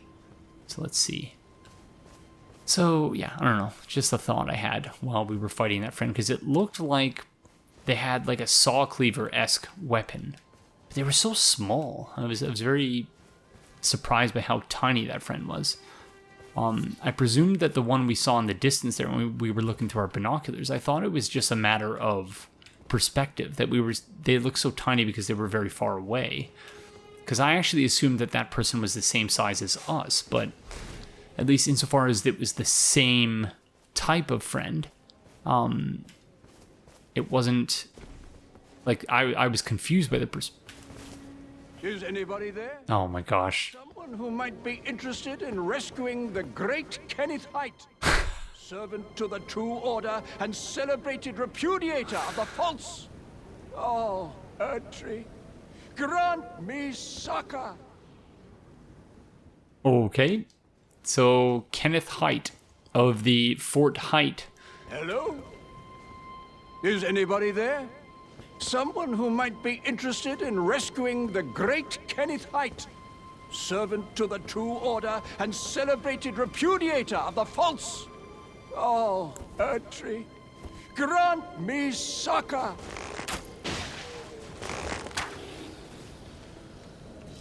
Okay, we've just angered all the orcs, or at least that one. Okay, shush. Yes, I heard you. I heard you. Just shush. My goodness. I'm trying to rescue you. And celebrated repudiator of the pulse. Okay, that's weird. Initially... Gosh, shush you, mister. I'm not going to rescue you. Initially, it looked like only one of them had red eyes. And maybe that's just like when they get powered up or something. Who might be interested in rescuing the great Kenneth Haight, servant to the true order and celebrated repudiator of the pulse. I'm becoming less and less likely to rescue you, friend, the longer you talk. And to be clear, it's not the Erd Tree that's rescuing you, it's me. Oh, shush! Is anybody there? Magic grease. Interested in rescuing the great Kenneth Haight. Oh my gosh, I didn't end up... Oh, shush! And celebrated repudiator of the pulse. I didn't end up reading that item description. Grant me succor.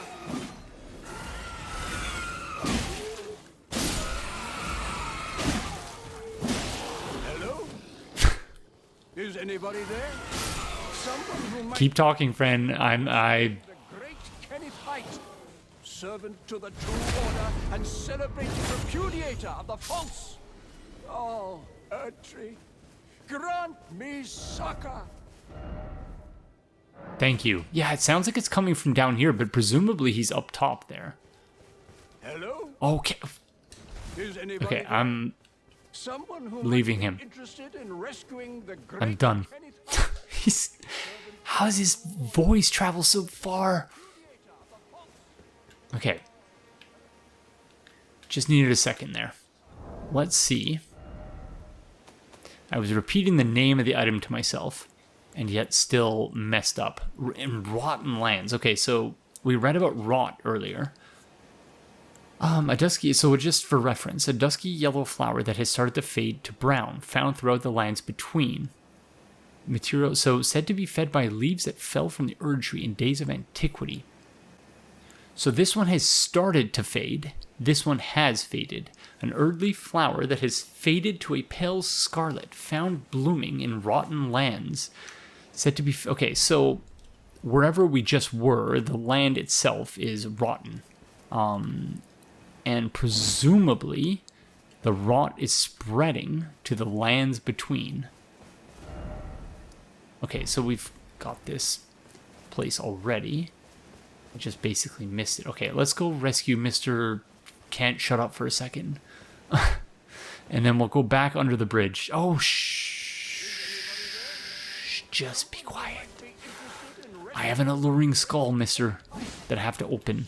I need those 200 souls. repudiator of the false. Oh, Oh, I will repudiate you if you don't. me succor. I'll grant you something else. Hello? Is anybody there? I'm right here! Someone who might be interested in rescuing the great Kenneth Haight, servant to the true order and celebrated repudiator of the false. Oh, Erdtree, grant me succor. Ah, you've come to lend me your aid, have you? Well, that's very kind, but, no. No, help is very much appreciated, even from a tarnished. Despite appearances, nobility is no prerequisite to serving the true order. You might have heard of me, Kenneth Haight. Next in line is the rightful ruler of Limgrave, young Tarnished. I would have a boon of you. I want you to take back my fort. It lies to the south. I've already done that, mister. A knight commander from Stormhill took it. A fool! And plumb mad to boot. Simply obsessed with blood. Okay, well, thanks for the order that I've already carried out before you ever open your annoying mouth. And are you calling regret ugly? Did I hear you correctly? What's this, kind sir? Remarkable. The knight commander dead. Already? A blessing if ever I chanced upon one. Fine work, I say. Fine work indeed. I doubt that it was your intention, but the deed is done. What? Now, this is your reward. Go on. It's yours for the keeping. Okay, I thought it was about to be like a minor rune or something. I was going to say this guy is actually the patches of this game. What a twist. Right then. Time for me to head to the fort. I've much to do. First, I'll have to re-establish communication with the demi-humans. What's that look? You don't believe me? Well, under the Erd Tree, commingling with the demi-humans is made possible. Even the vulgar shall not be left behind, under the rule of true order. Which is why I, Kenneth Haight, next in line as the rightful ruler of Limgrave, have sworn to uphold it. Just you watch, my friend. Just you watch. So this guy is quite the departure from Prince Lothric in Dark Souls 3, where Prince Lothric was obviously... he didn't want the throne. He didn't want to perpetuate the age of fire, and he didn't want to... He wanted it all to just end because it was a miserable existence for the world and a miserable existence for him. He had been, from a young age, frail and just in pain. So he wanted it all to end. Whereas this guy, I am Prince Haight. I have a fortress named after me, and I will go work with the pitiful demi-humans. That was actually not bad. So yeah, actually what I was saying earlier in the episode about demi-humans as, being seen as these impure beings that don't sort of deserve to be next to a godly man like Prince Haight. It was actually, I think, quite accurate. So yeah, go figure. I can be right every once in a while. Ah, yes. I've been meaning to ask. Would you like to enter my service? I see bright things in your future, stout warrior. Enter into my service and learn the workings of the Erd Tree's true order. And who knows? Perhaps sometime down the line, the grace of gold will return to those tarnished eyes of yours. What say you? A fine accord, is it not? The grace of gold. So, the grace of gold is not the ability to respawn eternally. That is something to do with being tarnished. Yeah, I'm not sure. Again, I'm not sure I fully understand the cosmology yet. But yeah, sure, I'll serve you and then kill you later. Probably not. Very well indeed. I knew I saw something in you. I shall await you at my fort. We shall hold a ceremony for your knighting there, I think. I see great things ahead of us. We are truly by the Erd Tree blessed. Okay, earlier when I was like, yeah, I feel like there should be more about this fort. And I guess there was, all thanks to this snooty fellow who's going to his fort to drink the finest of meads. Right then. Time I've much... Okay, so yeah, demi-humans less than a wonderful and brave fellow like this one.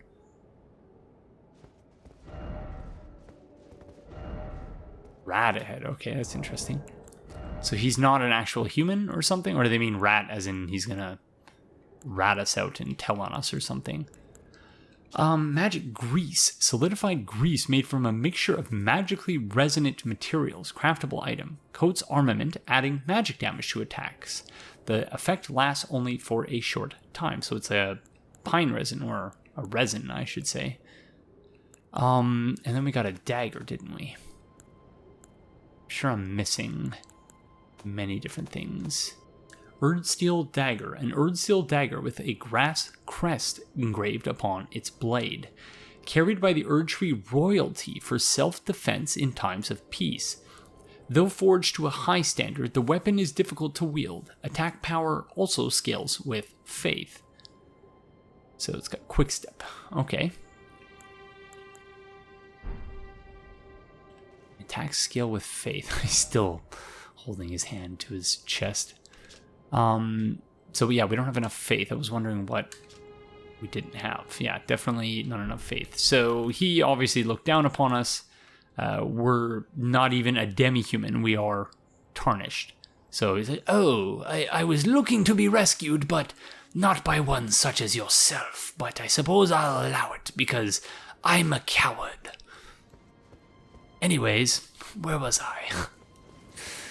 Yeah, so it looks like there's actually multiple ways. Again, the design, like, I love and hate the design of the open world in this game at once, because, and again, maybe it's just a byproduct of the fact that, you know, I'm trying to ensure that these episodes have pacing and that each one concludes with some sort of climax. I'm not just sort of running around and rambling for 2 hours, 2.5 hours until the episode just sort of ends and nothing is going on. Friend, where? Oh, there, okay. So I assume that means, because the message was coming from there, that we could, in theory, just come to this place from a variety of different directions. And once again, like, you just see these things off in the distance. You're like, okay, I should go there. That's great. And, you know, I'm picking up early flowers now, but I don't even think... Am I already at the max? Oh, no, I'm not. Okay, I just happened to have 99 when I looked at it last time. So you can keep going. I don't know why I'm even picking them up, because at this point I'm not crafting anything, but I feel like I might get to a certain point where I do start crafting, and then if I do that, then I'm going to regret having stopped collecting things. So, I don't know. I guess I'll just keep collecting everything. Because you come across these places in the world where you're like, oh, this is really interesting. Maybe there's something very important here. And then you go and it's just a bunch of runes, which is fine. But, you know, it makes it difficult to... And I know there's an item there, presumably, that is more important. But, yeah, it's... I love it and I hate it all at once. And I don't know, maybe just complicated is better... It would be more accurate to say that my feelings about it are complicated at this point, or ambivalent, perhaps.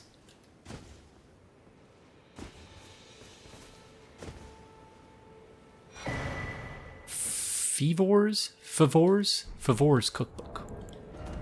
A record of crafting techniques left by a man who was utterly captivated by Saint Trina. He continued the search for her in his slumber.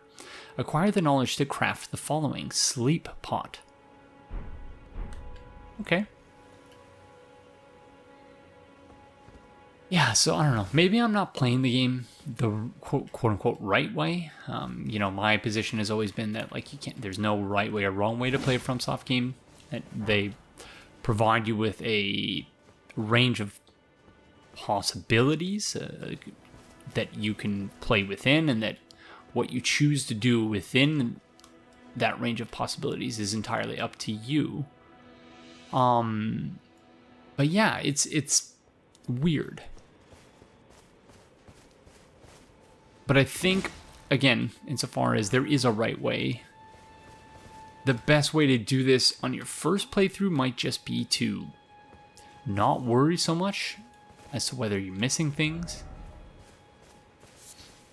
And then just keep in mind, again, thinking about the name Regret, and the reason why I name my builds as such for my first playthroughs is time for gesturing, then behold, listen carefully. Okay, interesting. Material required ahead. What gesture? Point up? That's what they used, but...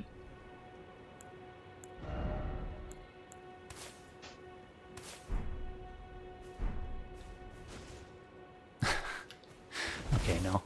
I don't know why that has almost 1,000 upvotes, and maybe I just don't have the right gesture. But again, it's just a cliff facing.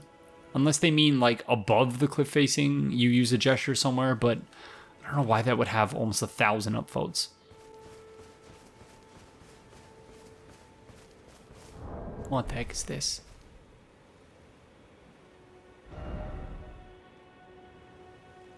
Wow, okay, so this entire area then, this is just the start of it, and it continues up to here. This whole area is rotten. And you can already tell just from a distance. Yeah, and I'm also getting some serious frame drops. I don't know, like, that's not in the recording. This is not a constant 60 frames per second. Again, I'm afraid to even look it up. Don't know when the last title update for this game was released, but I'm afraid to look it up because if I do, then, you know, might see spoilers in other ways and locations, and I'm just walking in circles at this point. And not actually verbalizing what I'm thinking about where I'm going. And what I was thinking when I came over here, over there, I should say, is that I don't think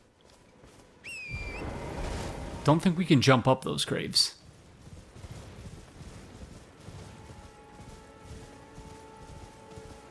Maybe with the horse. So it looks like this might be a way to come down here from there, but not the other way around. What does this say?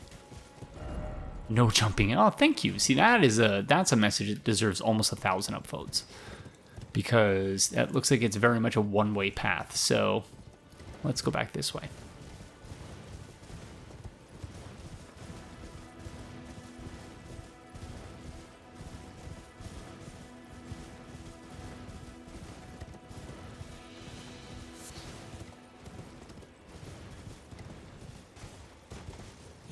Whoa. Oh, you can wall jump with the horse. Wow, okay. That's news to me. Oh, you're a smart one, aren't you? Okay. We were for a second anyway. Wow, that's amazing that you can actually wall jump with the horse. Very impressive, friend. You are quite the trusty steed.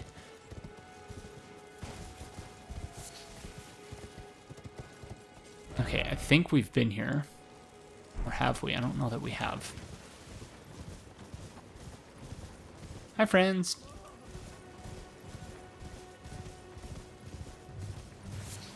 Again, this might just be an alternate path. Oh. Someone's angry at me. Who's angry at me? Oh, horse friend over there?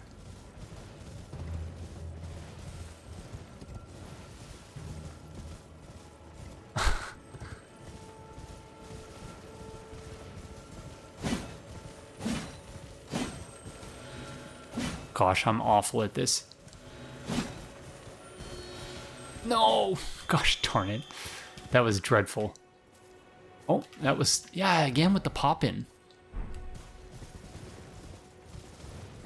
So, I don't know if, like, my PS5 is dying or something, or if I'm just at the point in the game where the performance starts to suffer.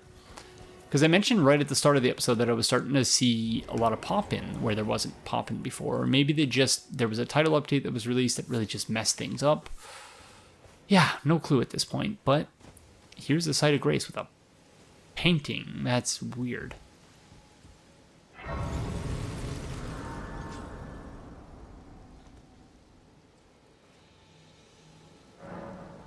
Artist shack. Okay, maybe it's not so weird.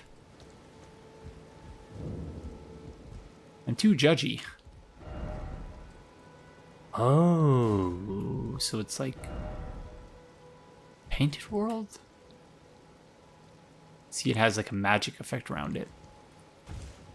Oh, okay. Homing Instinct. Painting. What the heck is that? Work of a wandering artist, reminiscence of a painting titled Homing Instinct. This painter is said to have captured the landscape scene during the last moments of those welcomed into death's embrace. The soul of the painter and vestiges of the dead's last moments can be discovered by visiting the location depicted even now. Okay, where the heck would that be? That's a very vague clue. Okay, that was not helpful at all. Yeah, no idea. Smithing stone. Oh, and we have some more of the gold-tinged excrement. So what's eating gold here? Okay, so we can continue in that direction. Looks like there's some more ruins there. I don't think we're actually even going to get to this in this episode. I do want to go check out Fort Haight and see what Mr. Featherbottom. See what that guy is up to. The so-called next in line to the throne. Or is this impassable?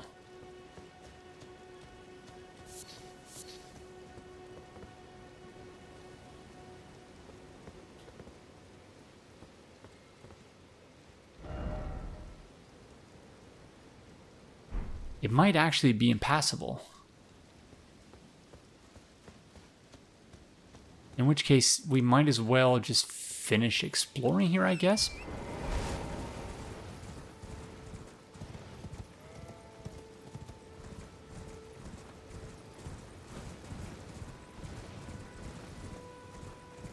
Again, my apologies. It doesn't look like we're actually even going to get to do a boss fight in this particular episode. Unless we go there and Prince Haight ends up being a giant rat or something based on those messages. Probably me reading too much into those messages, but...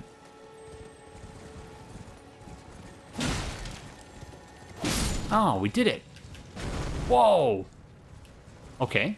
It's a good thing I was accidentally out of range there. We may also want to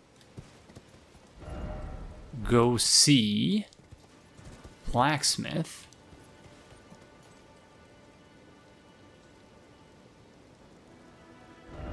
Okay, that is a site of grace that we've not lit yet.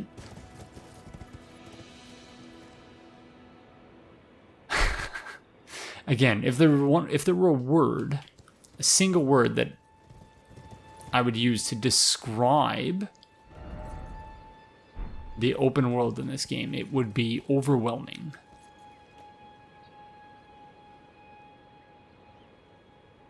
And perhaps that's simply a byproduct of, once more, the fact that I'm doing this playthrough for YouTube and self-conscious of what people will say about the playthrough. But, yeah.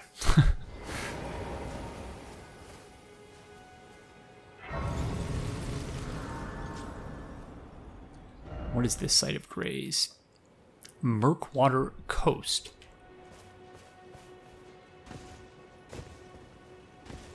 So at this point, we're more or less just racking up sites of grace. What is this friend doing up there? Just surveying the landscape, I guess. Yep, me too, friend. Me too. I hope he's not as overwhelmed as I am.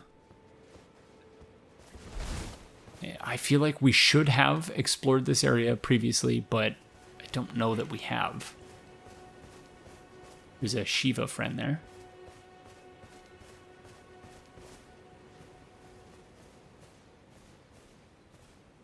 A couple of Shiva friends.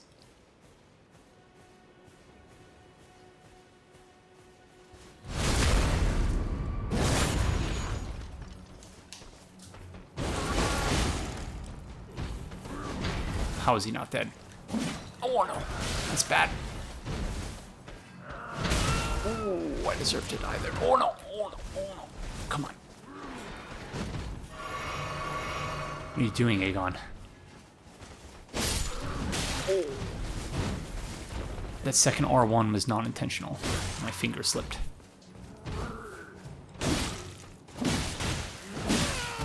Ouch. Thank you, tree.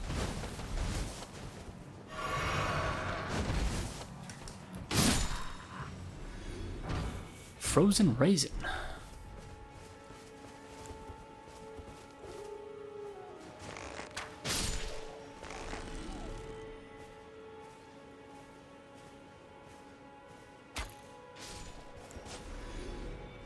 Okay. Worked out better than it probably ought to have. Feed to Torrent the spectral steed while riding to vastly restore his HP. Torrent seems to enjoy the sensation of chewing this frozen, dried seed.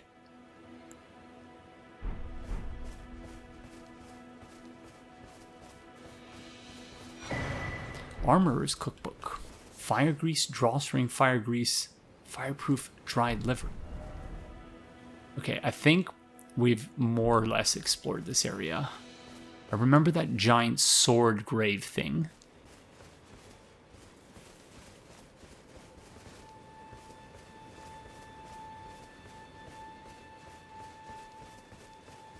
Okay, so Giant Friend is moving now.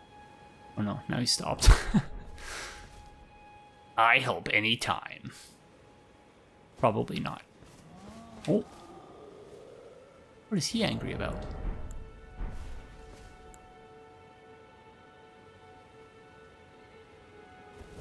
Probably being enslaved, which, fair, that's fair.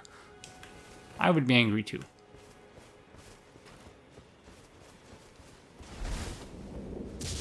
Whoa, okay.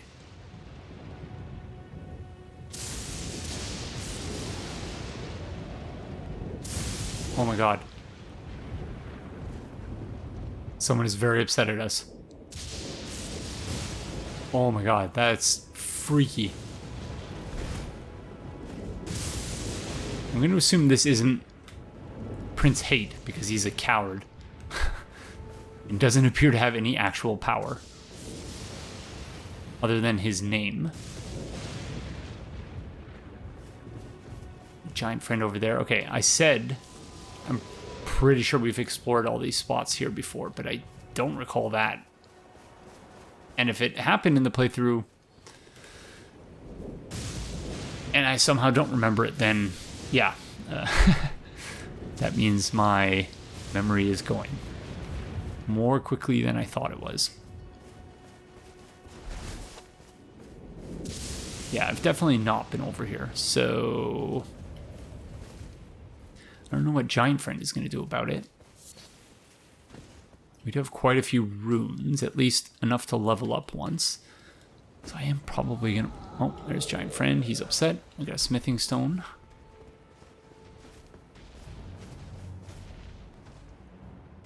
Hi, friend. Are you... Just watch your step there. Okay. Whoop. Oh, no. Okay.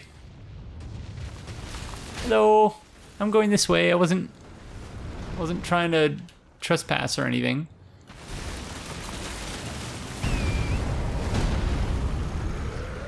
Don't mind me. I'm just going to use my wall jump over here, I think. Oh, gosh darn it. Okay, it's not working. At least not how I intended it. Okay, I think we bit off a bit more than we can chew there. Again, frame drops. Lots of frame drops.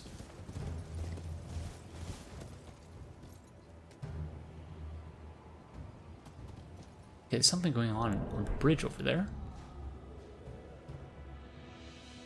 Oh, it's a Pumpkinhead friend. He's hitting himself for some reason. Don't do that. Probably not super aware of... Oh, no. CTE in this world, but yeah, it's a thing. Don't want it. Take care with your head. Even if it is a pumpkin. Okay, I think that's it for this area.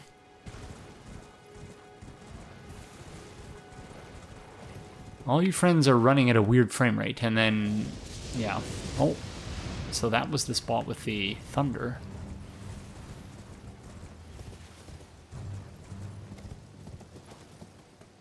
Wait, am I in a completely different place now?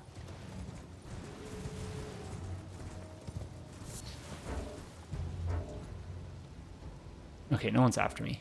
Let me look at my map, please.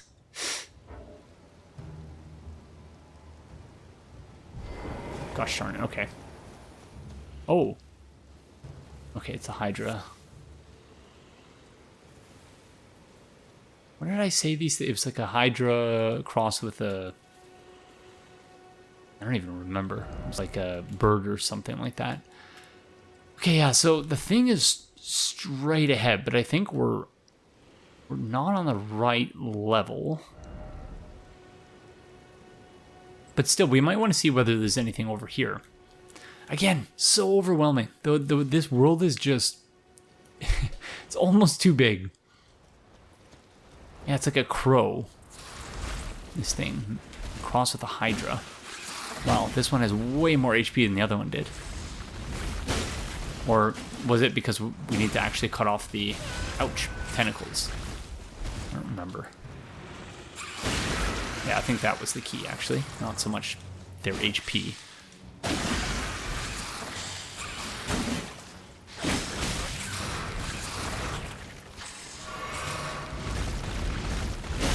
And then they end up regenerating.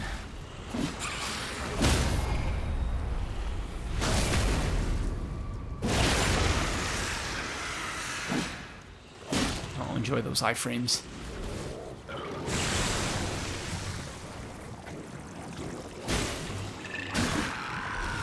What did you eat, friend?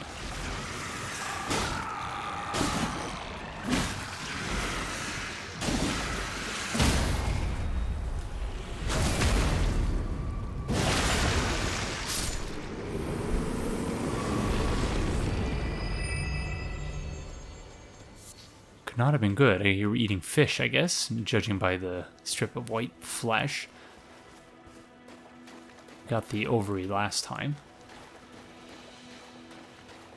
I'm going to try to avoid fighting this one because I don't feel like they're actually worth it.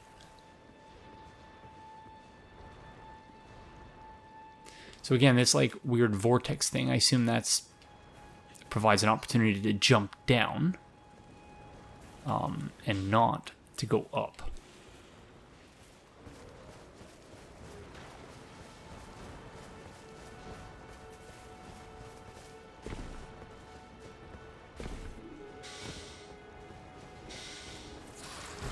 Oh, okay. They were not at all keen on my plan to sneak by them. My wife is using a blender in the kitchen, so apologies in advance if you can hear that in the background. You might be able to.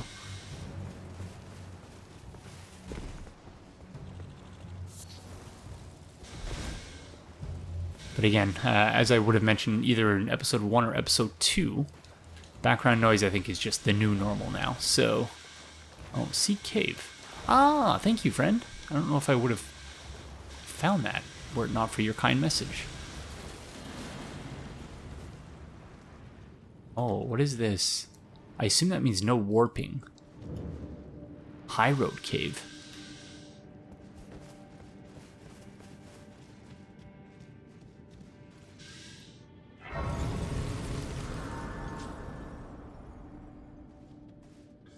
Okay, so I think we should take the high road on out of here. Oh, of course we can't warp from here, so we have to head on back out. I think we do want to go see what's going on at Fort Haight. But first, let's make sure there's not anything significant over here. I see lots of bloodstains, so I assume, yeah, there's not really anywhere to go.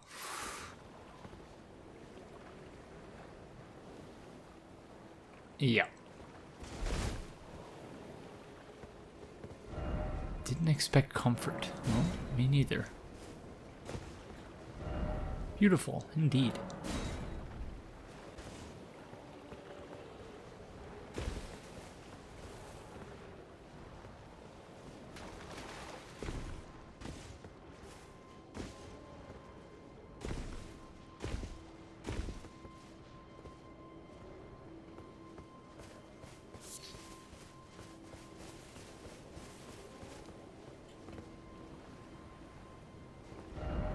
If only I had a bridge. That looks like the I Help Any Time bridge, but or tower, I should say. But I feel like that's a different one. Oh yeah, no, that is a different one. This is the one here, I think, that we've been looking at off in the distance. So that looks like a different one. Beautiful. What is this over here?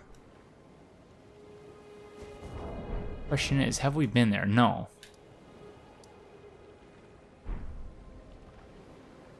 Can we go there?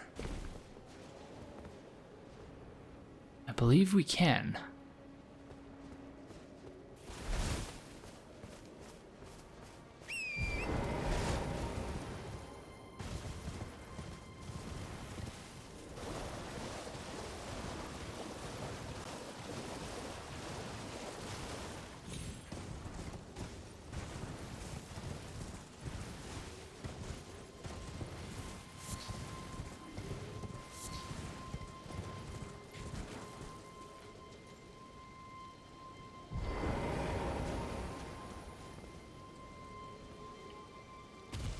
What is over? Is it just...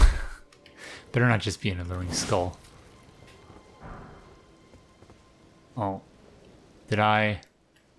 I think I may have misread the situation here. Oh no, here it is. Oh.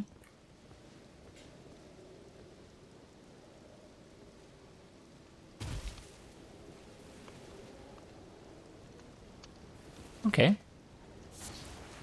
Turtle neck meat. What? He was killing a turtle. Not nice. A splendid, lengthy cut of turtle neck meat.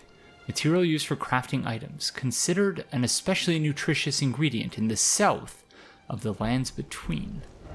Are we in the south? We are not, I don't think, in the south. Imagine the south would be somewhere around here or here. Why is it always material? That's a good one. Merchant, oh merchant, time for cemetery. Likely merchant, all the more time for sadness, okay. Sure. I'm not sure that I understand, but that's okay, I don't need to. Okay, I'm satisfied, I think that is everything there, so let's go check out Fort Haight.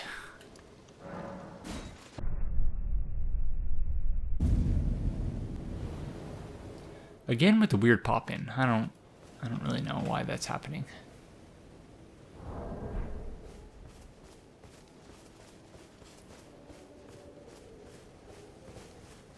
So I assume this guy is going to be in trouble. Like, he doesn't strike me as the type of person who really commands any sort of respect whatsoever. So, like, judging by the friends that we saw here when we came here last time, unless they're all single spawns, which I don't imagine they would be.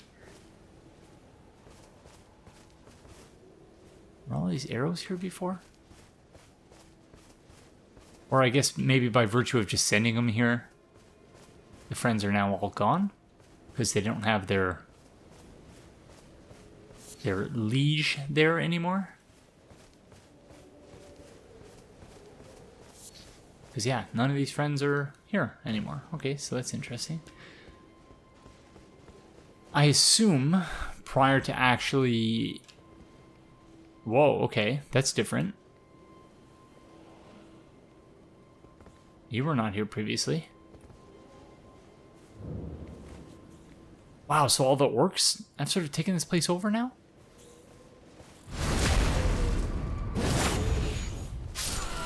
Oh, shush.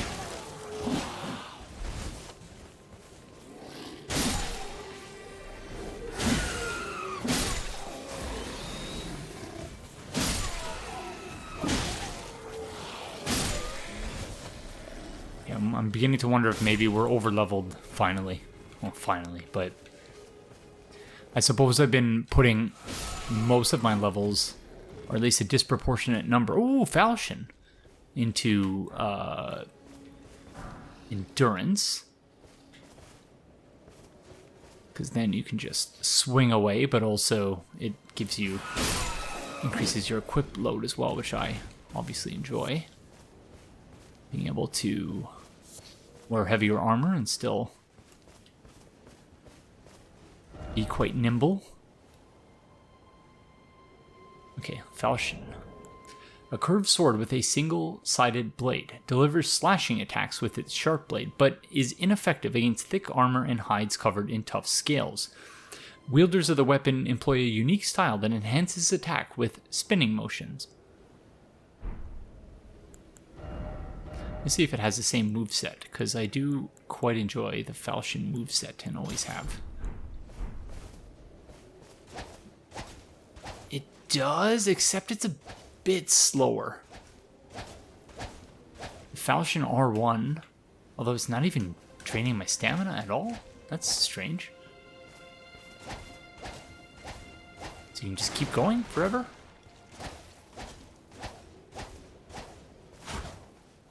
Okay, that's weird.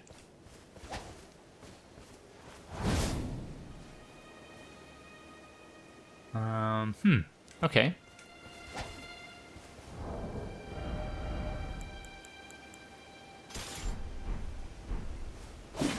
Oh. Nothing is draining stamina right now for some reason. I guess when you're not actually engaged in combat? I don't know. That's weird. If that was happening previously, yeah.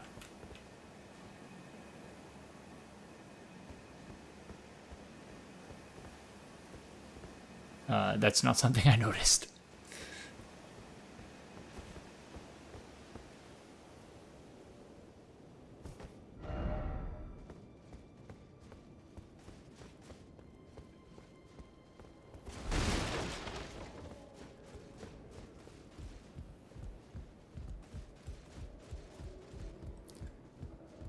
Okay, where is Prince Dumbass?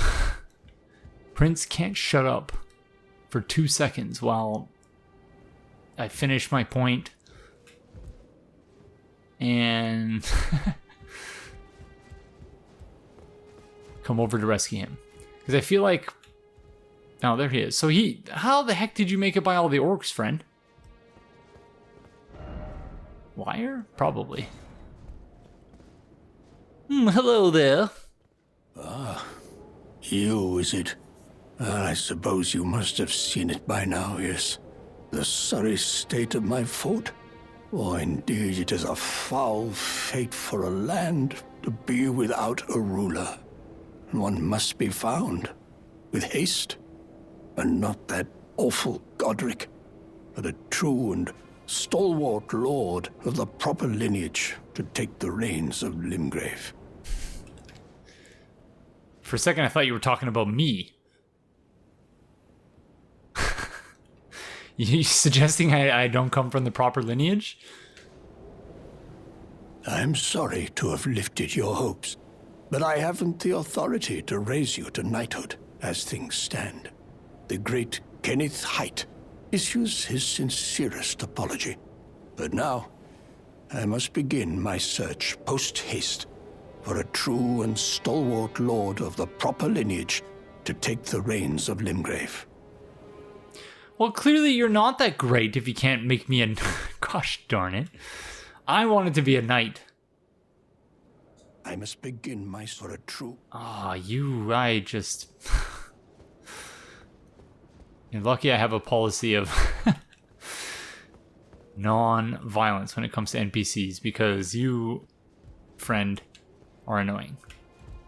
And almost certainly racist. Okay. I assume we'll see him at some point later on. Maybe I'll try quit and reload and see if anything happens, because yeah, I'm not sure what else we can do at this point. Will he remain on the map? He will, okay. Let's try quit and reload anyway, see what happens. Okay, so he's still here. I must begin for a true... Shush you. Okay. Okay, so what's next? I guess all that's left now is marker number 5. Wow, the Sites of Grace now. Look at this list. My goodness. Okay, so I was saying earlier that the Sites of Grace will essentially become our list of things to do. There are one or two things that aren't on the list, or they wouldn't be on the list. So things like that chest that's trapped that I don't know what to do with. As well as the... Although I guess, yeah. Some of the Sites of Grace will serve as reminders to that.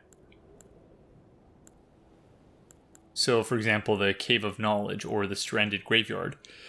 That would take us to where that chariot thing is that I couldn't figure out how to get past with the poison and everything. But yeah, I'll just, I guess, keep it on my list, my physical list, and then our in-game list will just become this. So we can just, whatever the Site of Grace is, whether we've done everything there or not, should be pretty evident. So actually, I think we've done everything in all of these locations up to this point. Yep, Mistwood Outskirts. Murkwater Coast we have not, I don't believe. Or maybe we have. Yeah, I think we have, actually, and then it just led there. So Stormfoot Catacombs we've not yet done.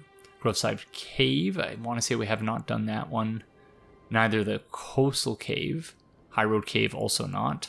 Limgrave Tunnel. So yeah, so this will essentially just become our list of things to do and places to go. Which is, yeah, that was the whole idea behind doing this initial survey of the map. But for now, let us... How do I go back? Let us head over here so that we can cross over into this area. Because this rotten land, was it called rotten? It's like suffering from rot. Is essentially all that's left. I may have done that marker by accident. Okay. Let us head to the Stormhill Shack.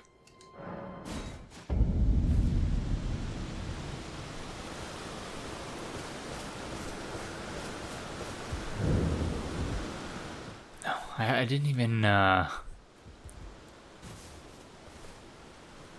head to the Round Table Hold even once in this episode, so that's fine. But I was hopeful that we would find a boss fight in one of these places. I was thinking that when we went to Fort Haight West that Prince Haight, who is seemingly not even a prince, would turn into a giant rat or something based on some of the messages. And then that would provide us with our climax of the episode. But it's not actually looking like that is going to happen. So, I'm wondering if there's anything of significance in this particular area. Gosh. Again, overwhelming, really, if I had to pick one word. Oh, there is a Site of Grace there, so maybe we should. Okay, so high path, low path. I mentioned before I had a system of exploration for the Chalice Dungeons in Bloodborne. And that was based on the level design in Bloodborne. And the level design being, you could go, if you were faced with a high path and a low path, you're probably better off taking the high path because it would eventually, almost certainly, in many cases, it would, taking the high path would lead you eventually to the low path via a shortcut or shortcut exit, essentially. But in this game, I'm not sure if that same thing holds true. Because again, the level design in the wide open areas anyway is actually quite different than any of the Souls games that have existed up to this point. Fire arrow. One sec, I want to read that. Very well hidden.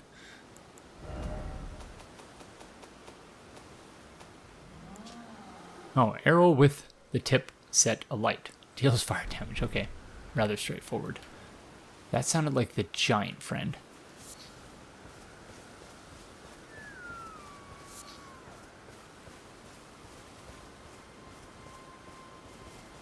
So yeah, so I don't know whether that would translate to this game. Also, seeing a Site of Grace really does throws me off in the sense that As soon as I see a site of grace, that's where I'm headed, regardless of what's happening in terms of my... And maybe that's my problem. Who knows? Always looking for a site of grace, being afraid of dying, losing my runes. Like, I don't know if I'd say I'm afraid necessarily, because...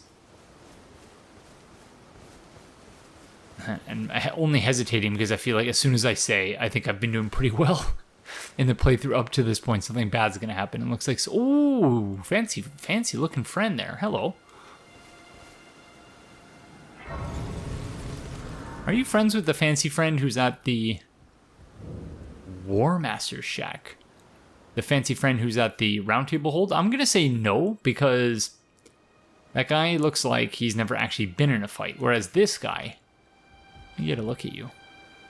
Although, yeah, he's rather fancy himself. It's reminiscent, his armor, of Udex Gunder's armor, as well as the Mirror Knight. Looking Glass Knight in Dark Souls 2. Hello. Not seen you before. Name's Bernal. Tarnished, just like you. Let me ask you something. Are you here in the lands between to take up the fight? Does your faith in the guidance of grace hold firm, despite the collapse of the Golden Order? Sorry, I missed that because I was so excited about getting a rating on my message. Okay, what am I fighting for? I don't know, actually. I'm gonna say that it holds firm. I have a feeling this is a trick question, but let's see. Yes, you're a Tarnished through and through. Takes me back. But that's a quality needed now more than ever. Any interest in bearing the torch of my battle arts? All I know is the sword. Picked up a fair few tricks in my time, too. Now's the time to pass them on. To a good and proper Tarnished, like you. Knight Bernal, okay. Ah, very nice. Stamp, upward cut. Stamp, upward cut, brace armament, and step into a low stance that prevents recoil from most enemy attacks. Follow up with a strong attack for an upward strike. Usable in swords, axes, and hammers. It doesn't look like there's a lot of lore here. So I don't know if it's worth necessarily reading these. This armament has no skill. If the armament in the other hand has a skill, then that skill will be used instead. So that's actually very useful. Presumably, in some certain circumstances. Parry. Okay, yeah, so these are very useful in the sense that, like, I would like... Oh, this is essentially the Storm Ruler ability, although that was more of a straight line instead of a swirling vortex of wind. This is the lost skill of Stormveil. So I say no lore. There's tiny bits of lore, but... Okay. It might be worth picking up the parry one just in case at some point, but... Because you can use it on curved swords. Yeah, so that might actually be useful. There's a myriad of battle arts in these lands that I've yet to discover. Mementos of all the warriors who raised their arms in battle, lost and died. A fine tale, all told of true chivalric romance. That's how I fell in love with the sword and the arts of combat. It grants meaning even to falling in battle, to death itself. Sure. Well, until we meet again.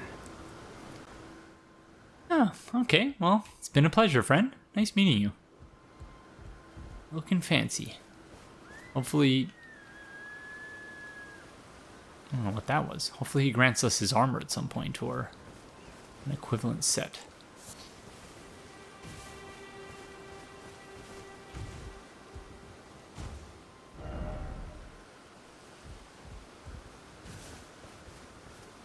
Okay, where to now? Just get my bearings here. Okay. So we picked, I think, what would technically be the middle path, because I think this is the lower path here. Still don't know if that actually leads anywhere, or if we're just sort of wasting our time. Oh my gosh, I'm never going to be able to resist the alluring skulls. They're so alluring. I guess that's why they call them alluring skulls. Seeing a lot more giants now. There's 4 here. We've never seen this many in one place at one time.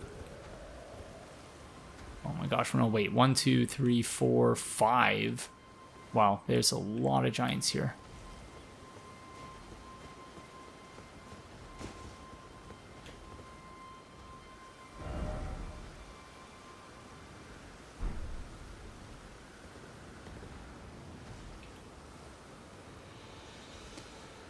Oh gosh darn it, I want to say we've been there. Yeah, that's the storm gate. Okay.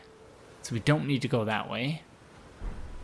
But with all these giants here, that suggests to me that there is probably something good nearby or something important. This giant is just... What are they? Oh, they're guarding an item. Of course they are.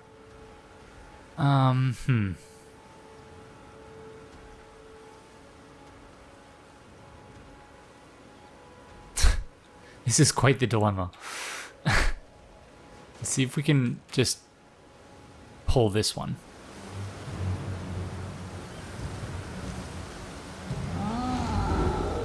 Just get him away from the item. Then we'll go get the item.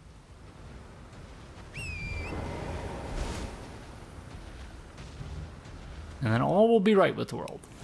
Whoa, that was a fancy move. He's got some sort of like storm thing. Beast liver, okay.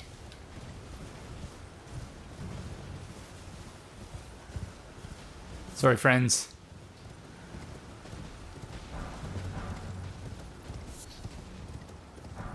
I don't know if any of this stuff is still have not found any meaningful use for these items. It doesn't mean there isn't one. Oh my gosh, friend, I'm sorry, I'm sorry.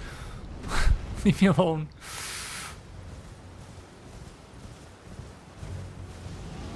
Whoa. Oh my gosh. They are actually quite adept at range attacks, believe it or not.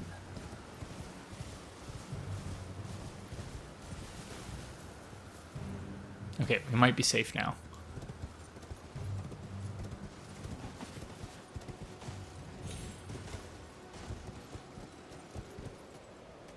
Although, have I just wasted my time coming over here? Because all we got was an item. Oh, it looks like there's a little encampment down there.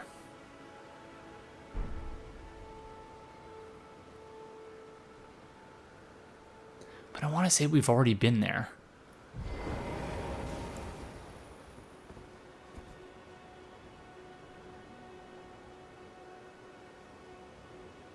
Or have we?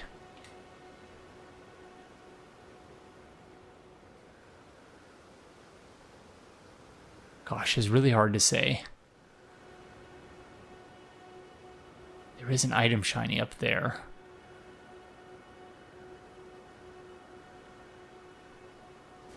This is one of those fancy knights. Knights of Godric. Come up here, friend. Oh.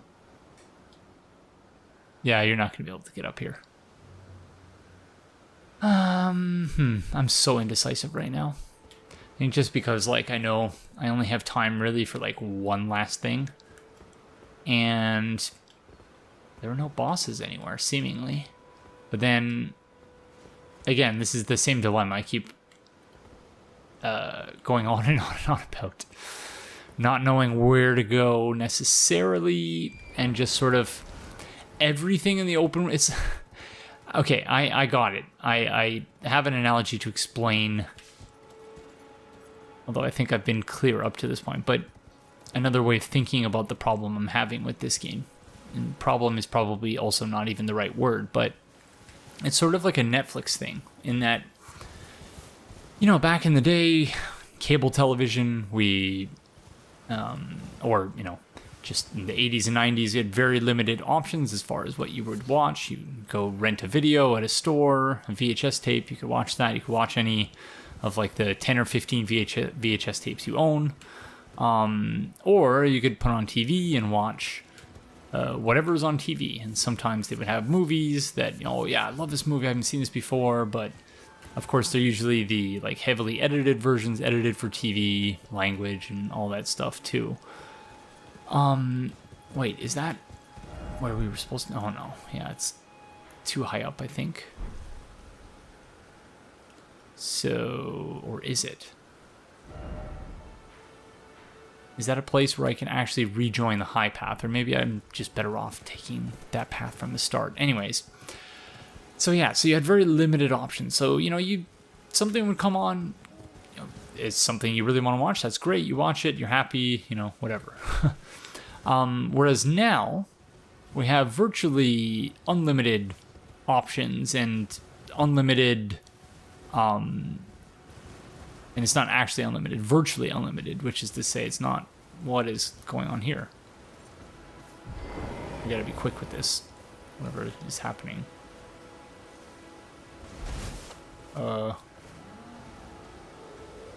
Okay. That's weird.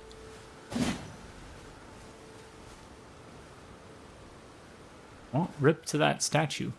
What if he... First giant we saw was doing that. I'd love to know what they're actually looking for.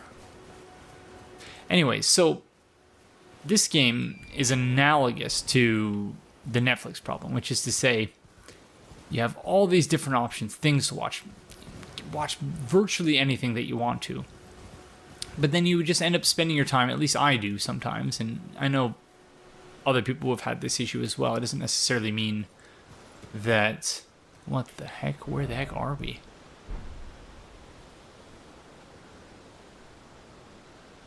Oh, I see. We're on top of the storm gate. Okay. So yeah, much like Netflix, where sometimes you just end up watching things or cycling through the main thing, trying to find something to watch. You can't find anything to watch because there's so much to pick from.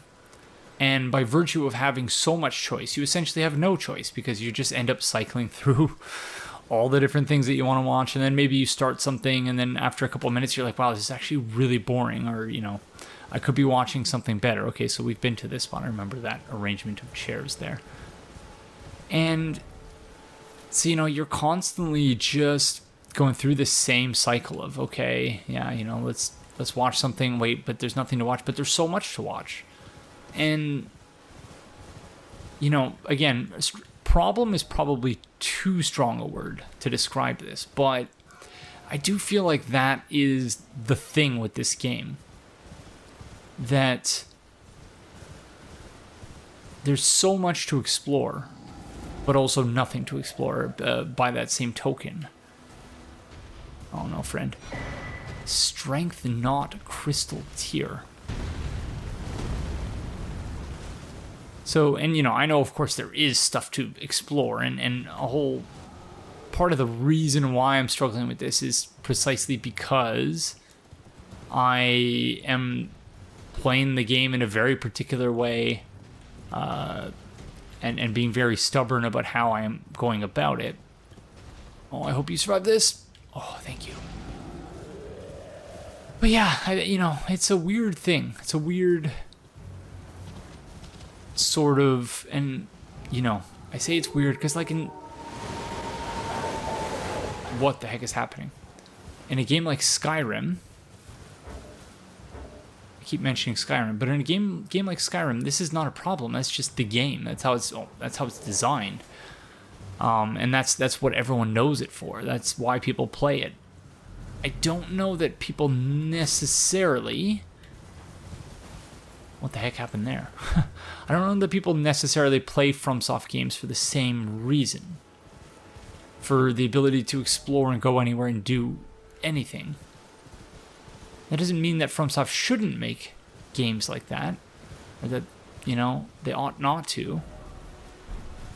But yeah, I guess it's just part of the source of whatever this... Again... it would be too strong to say it's a weakness of the game or...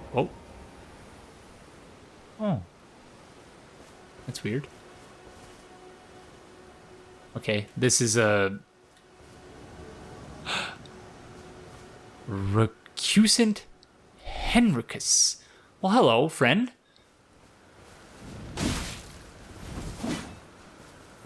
I was going to say this is a torrent-free zone, and I suppose it's because we got invaded by an NPC.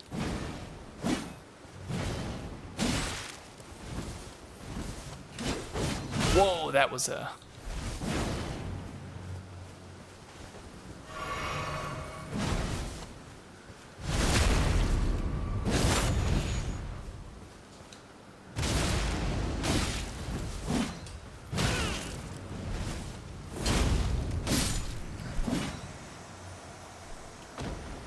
That was the first NPC invader, I think, other than Hammer Talisman. Other than the friend we met in the Round Table Hold.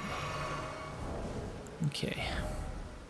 A talisman depicting a hammer and a knight enhances stamina, reducing attacks against a blocking opponent.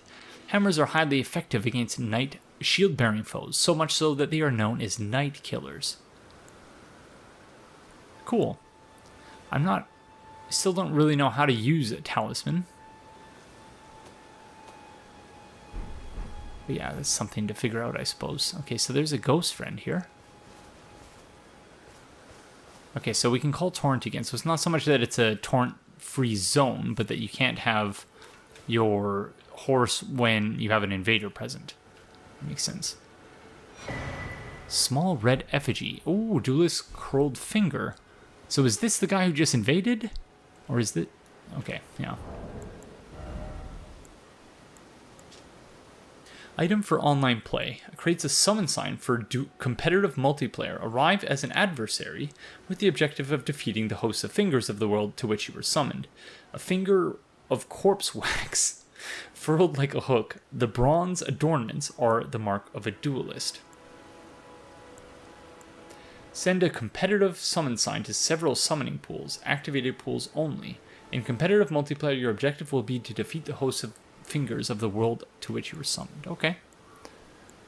Very interesting stuff. We will have to delve into the multiplayer at some point during this playthrough, but not today.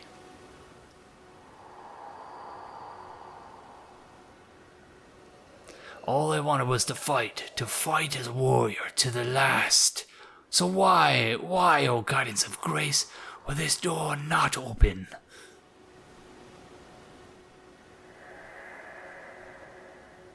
All I want... Okay. So... the door won't open because they're an invader or something? Hidden path ahead, okay.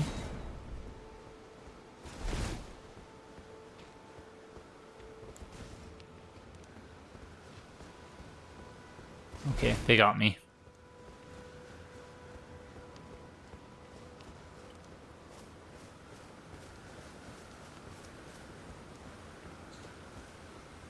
So this place is impassable, seemingly. Behold Liar, yeah, so they're not actually... So it's some sort of coliseum. I don't know if this is meant to be a callback to the Artorias of the Abyss DLC, and the coliseum was there. I only say that because of the competitive multiplayer items that we've just picked up. Glad I'm not the only one.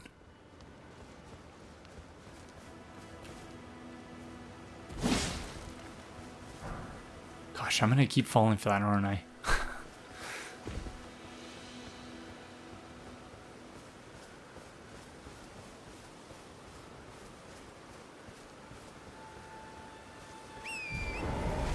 Okay.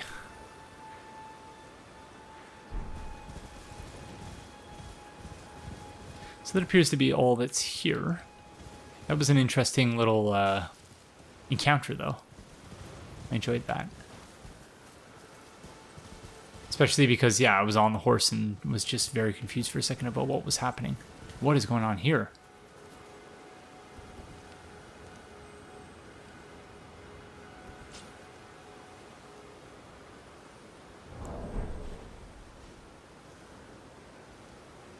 Oh, they're fire slugs. Okay, interesting. Okay, they can do their own thing. I'm good.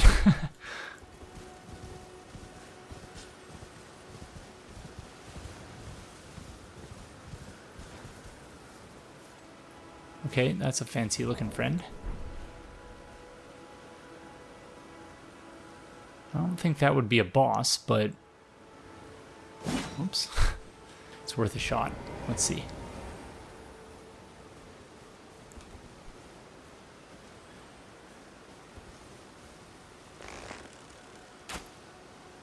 Oh. Just hold still for a sec. Gosh darn it. Oh my goodness.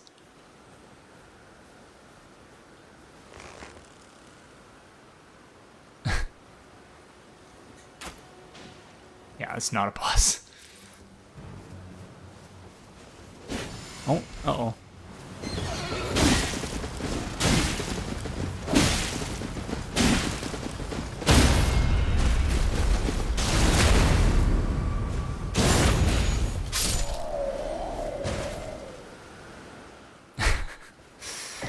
Okay, Ash 4, Golden Vow. Sorry, friend, that was... I didn't mean to embarrass you like that. This Ash of War grants an armament to the Sacred Affinity and the following skill. Golden Vow, skill passed down from antiquity among the Knights of the Capital. Raise armament aloft and pledge to honor the Erd Tree in battle, granting self and nearby allies increased power and attack power and defense. Yeah, that was definitely embarrassing. It is, it's almost too easy when you just stun off the horse like that. Oh, no. Oh, gosh darn it. Okay, I was worried I was gonna... Somber Smithing Stone. I was worried I was going to lose all my health to fall damage there.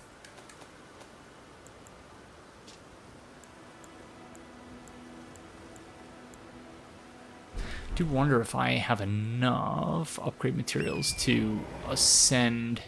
Or did I already ascend my weapon? I can't even remember. It's +3. I feel like +4 would be ascended. But I might not be remembering that correctly. Just make sure there's nothing else here before we drop down.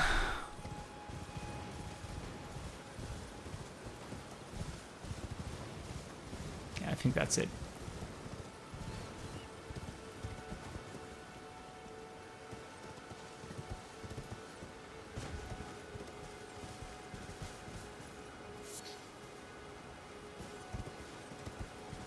What is this?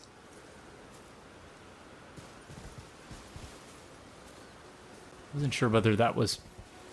Those are ruins or, like, fossilized remains or mummified remains of a creature. I think they're ruins.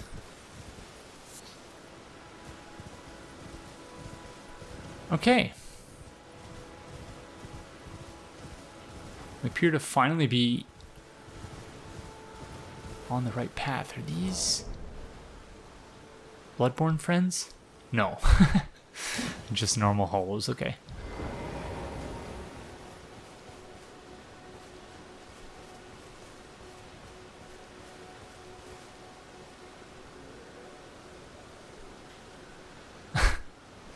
He thought about it for a second.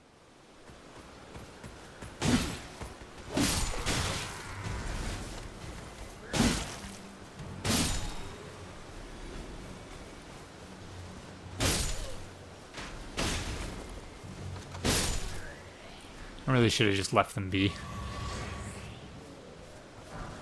Golden Rune. There's a tumbleweed, my favorite.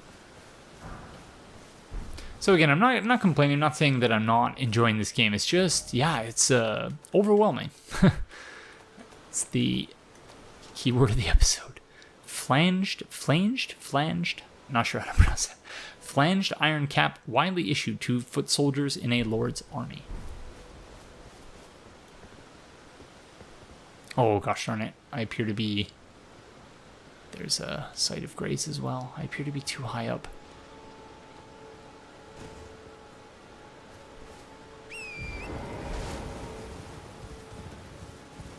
Told my wife I was going to be just another half hour. And it has now been 45 minutes. So I am going to want to wrap this up soon. But what do we have here? Is this a ghost? It is. Hello. You okay?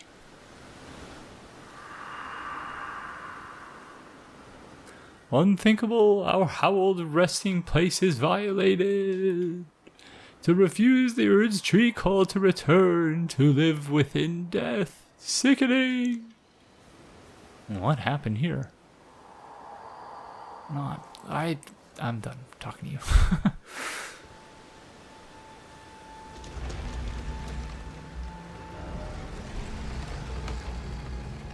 Oh, beautiful. Be wary of not here. Okay, interesting. Deathtouched Catacombs. Okay, interesting. So we appear to have a few different area types, and so the caveat I was going to add about how difficult I'm finding this game exploration-wise is that I realize we've not delved into any of the individual areas yet. Really, not at all. So I keep saying things like, oh yeah, it's harder to explore this game because, everything is just a wide open area. But of course, we've not gone into any of the dungeons yet. So I keep just opening up dungeons and then leaving them until we've actually... I've done this area, right? Or have I? Gosh darn it. I don't know that I have. I might be skipping an entire area.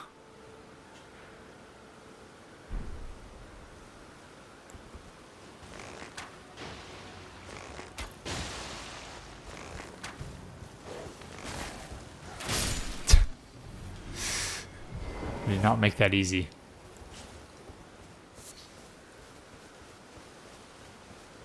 Let me just make sure there's no item shinies here.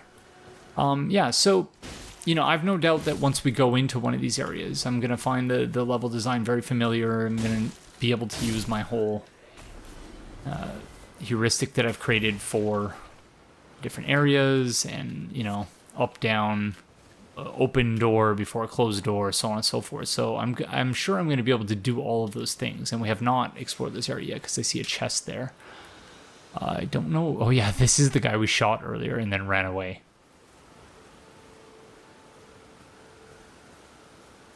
So he's not going to be happy to see us, I don't think.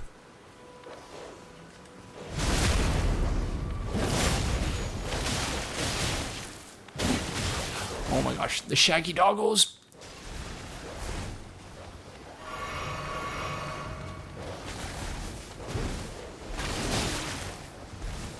Serves me right. Oh my goodness.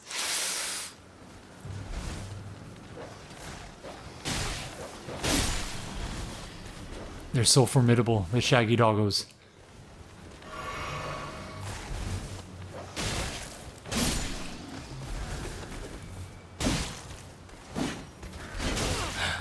Ouch.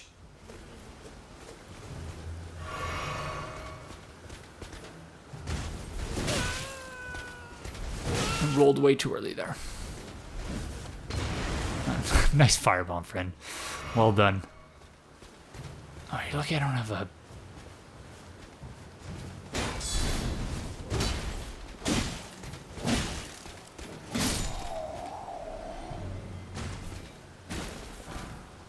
Godric Knight Gauntlets. Gauntlets worn by soldiers loyal to Godric the Grafted, rust-worn and stained through unending conflict.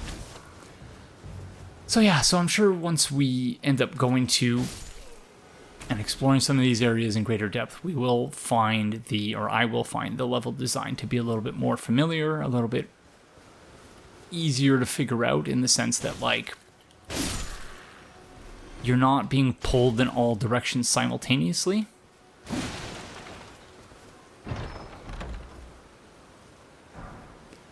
Beast Crest Heater Shield.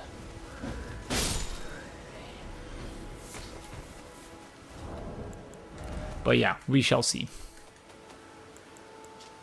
A medium-sized metal shield, easier to handle than a kite shield, features a beast as its crest, serving to remind warriors not to succumb to the arousal of battle. Fight with passion, but become not its prisoner. So again, I was thinking about, I don't know if I completed this thought earlier, but we were in that area, we saw the beast friend and the bestial, what was it called? Bestial Sanctum. So, and we also know there's a dragon area that you can, in theory, become a dragon anyway. And so I'm wondering, like, are these all different transformations that are available to the player, in theory? Like, I mentioned in an earlier episode, like, maybe they are actually doing this thing where there's a cost associated with the things you do, sort of like they had planned for for Bloodborne. Now, of course, it didn't end up being a thing in Bloodborne, but they had plans to make your vision all blurred and stuff if you consume too much blood over time. Oh my god, this dog is gonna kill me.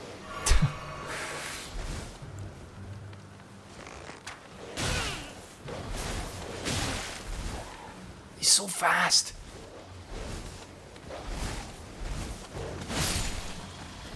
Wow, that was... oh my goodness. And yeah, so we have a beast... What the heck was that?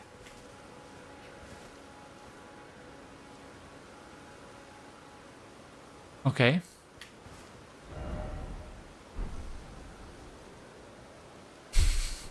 I don't know what that was. It scared me, though.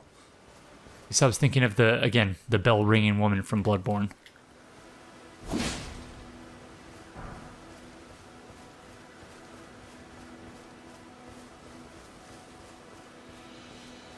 Okay, I don't know if there's anything else here.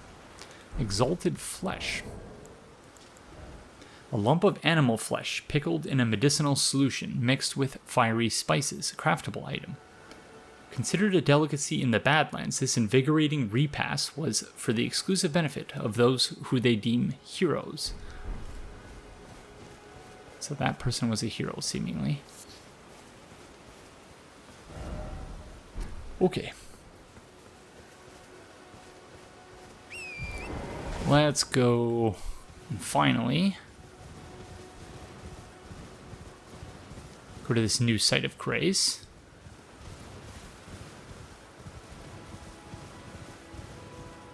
And see if there's... oh my... Can you hear me? Oh, I'm stuck. are you Hello? joking me? Hello? Is that who I think it is? Oh, it's not. Hello? Can you hear me? Help me. I'm stuck. Hello. Hi. Hello?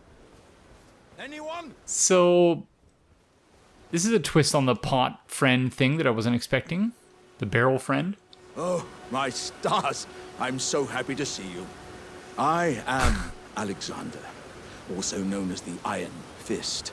And as you can see, I'm stuck here. Please, can you help me out of this? Are you stuck in the pot or are you stuck in the ground? My thanks. 1,000 thanks. Just give me a good smack from the rear with something nice and big. And I'll pop clean out, I'm sure. Don't dally. There's no need to fret. I'm very well trained. Give it your all, I say. Are you okay? Sure?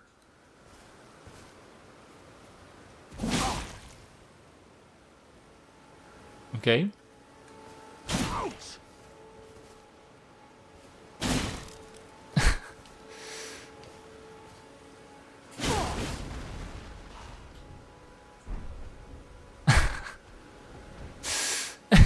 What the heck? What? Well played, good sir. Well played. Though that mighty wallop of yours almost spelt the end of me. Well, I'm out now, and that's what counts. I thank you. And as a token of my appreciation, I'd like you to have this. So he's a hero, I guess? What the... you? I was not expecting you. Once again, the pleasure is mine. Warrior Jar? I am the warrior Jar known as Alexander. Iron Fist Alexander, in fact. I journey to the east, where I intend to further my education in the ways of war. And beyond these lands lie the scarlet, rot-blighted Caelid wilds. And upon their southern edge is Redmane Castle, in which a festival of combat is being held. I'd heard whispers of such festivities before. Doesn't the notion set your breast aflutter? A festival of combat? In a Souls game being told to me by a war jar? I'm heading eastward to Redmane Castle on the southern edge of the scarlet, rot-blighted Caelid wilds. I've heard there's to be a festival held there. All right, friend. Well, I will see you there, don't you? Wow. Okay. I just want to really quickly see if there's any... oh, yeah. There's this thing here. Because, yeah, I'm out of time, so... and I don't think anything can top that. So... just wanted to quickly make sure there was nothing significant over here. Doesn't look like there is. Maybe I'll come back in the next episode just to double check. Because with my luck, there's going to be a cave or something over here.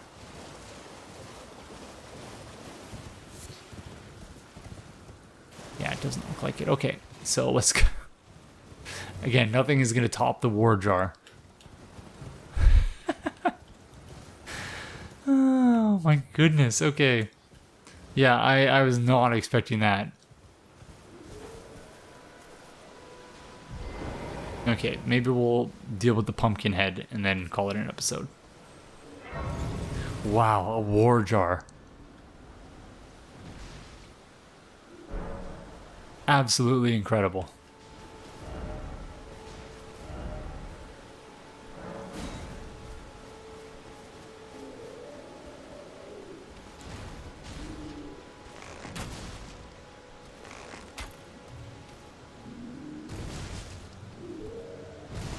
What are you doing, friend?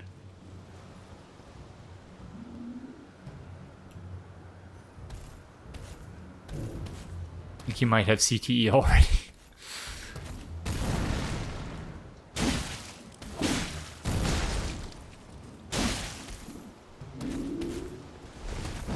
Oh, rolled too early, but got away with it.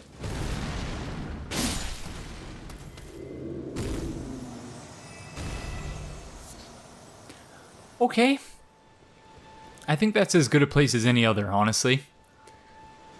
But thank you all very, very much for joining me, and I will see you in the next one. Bye.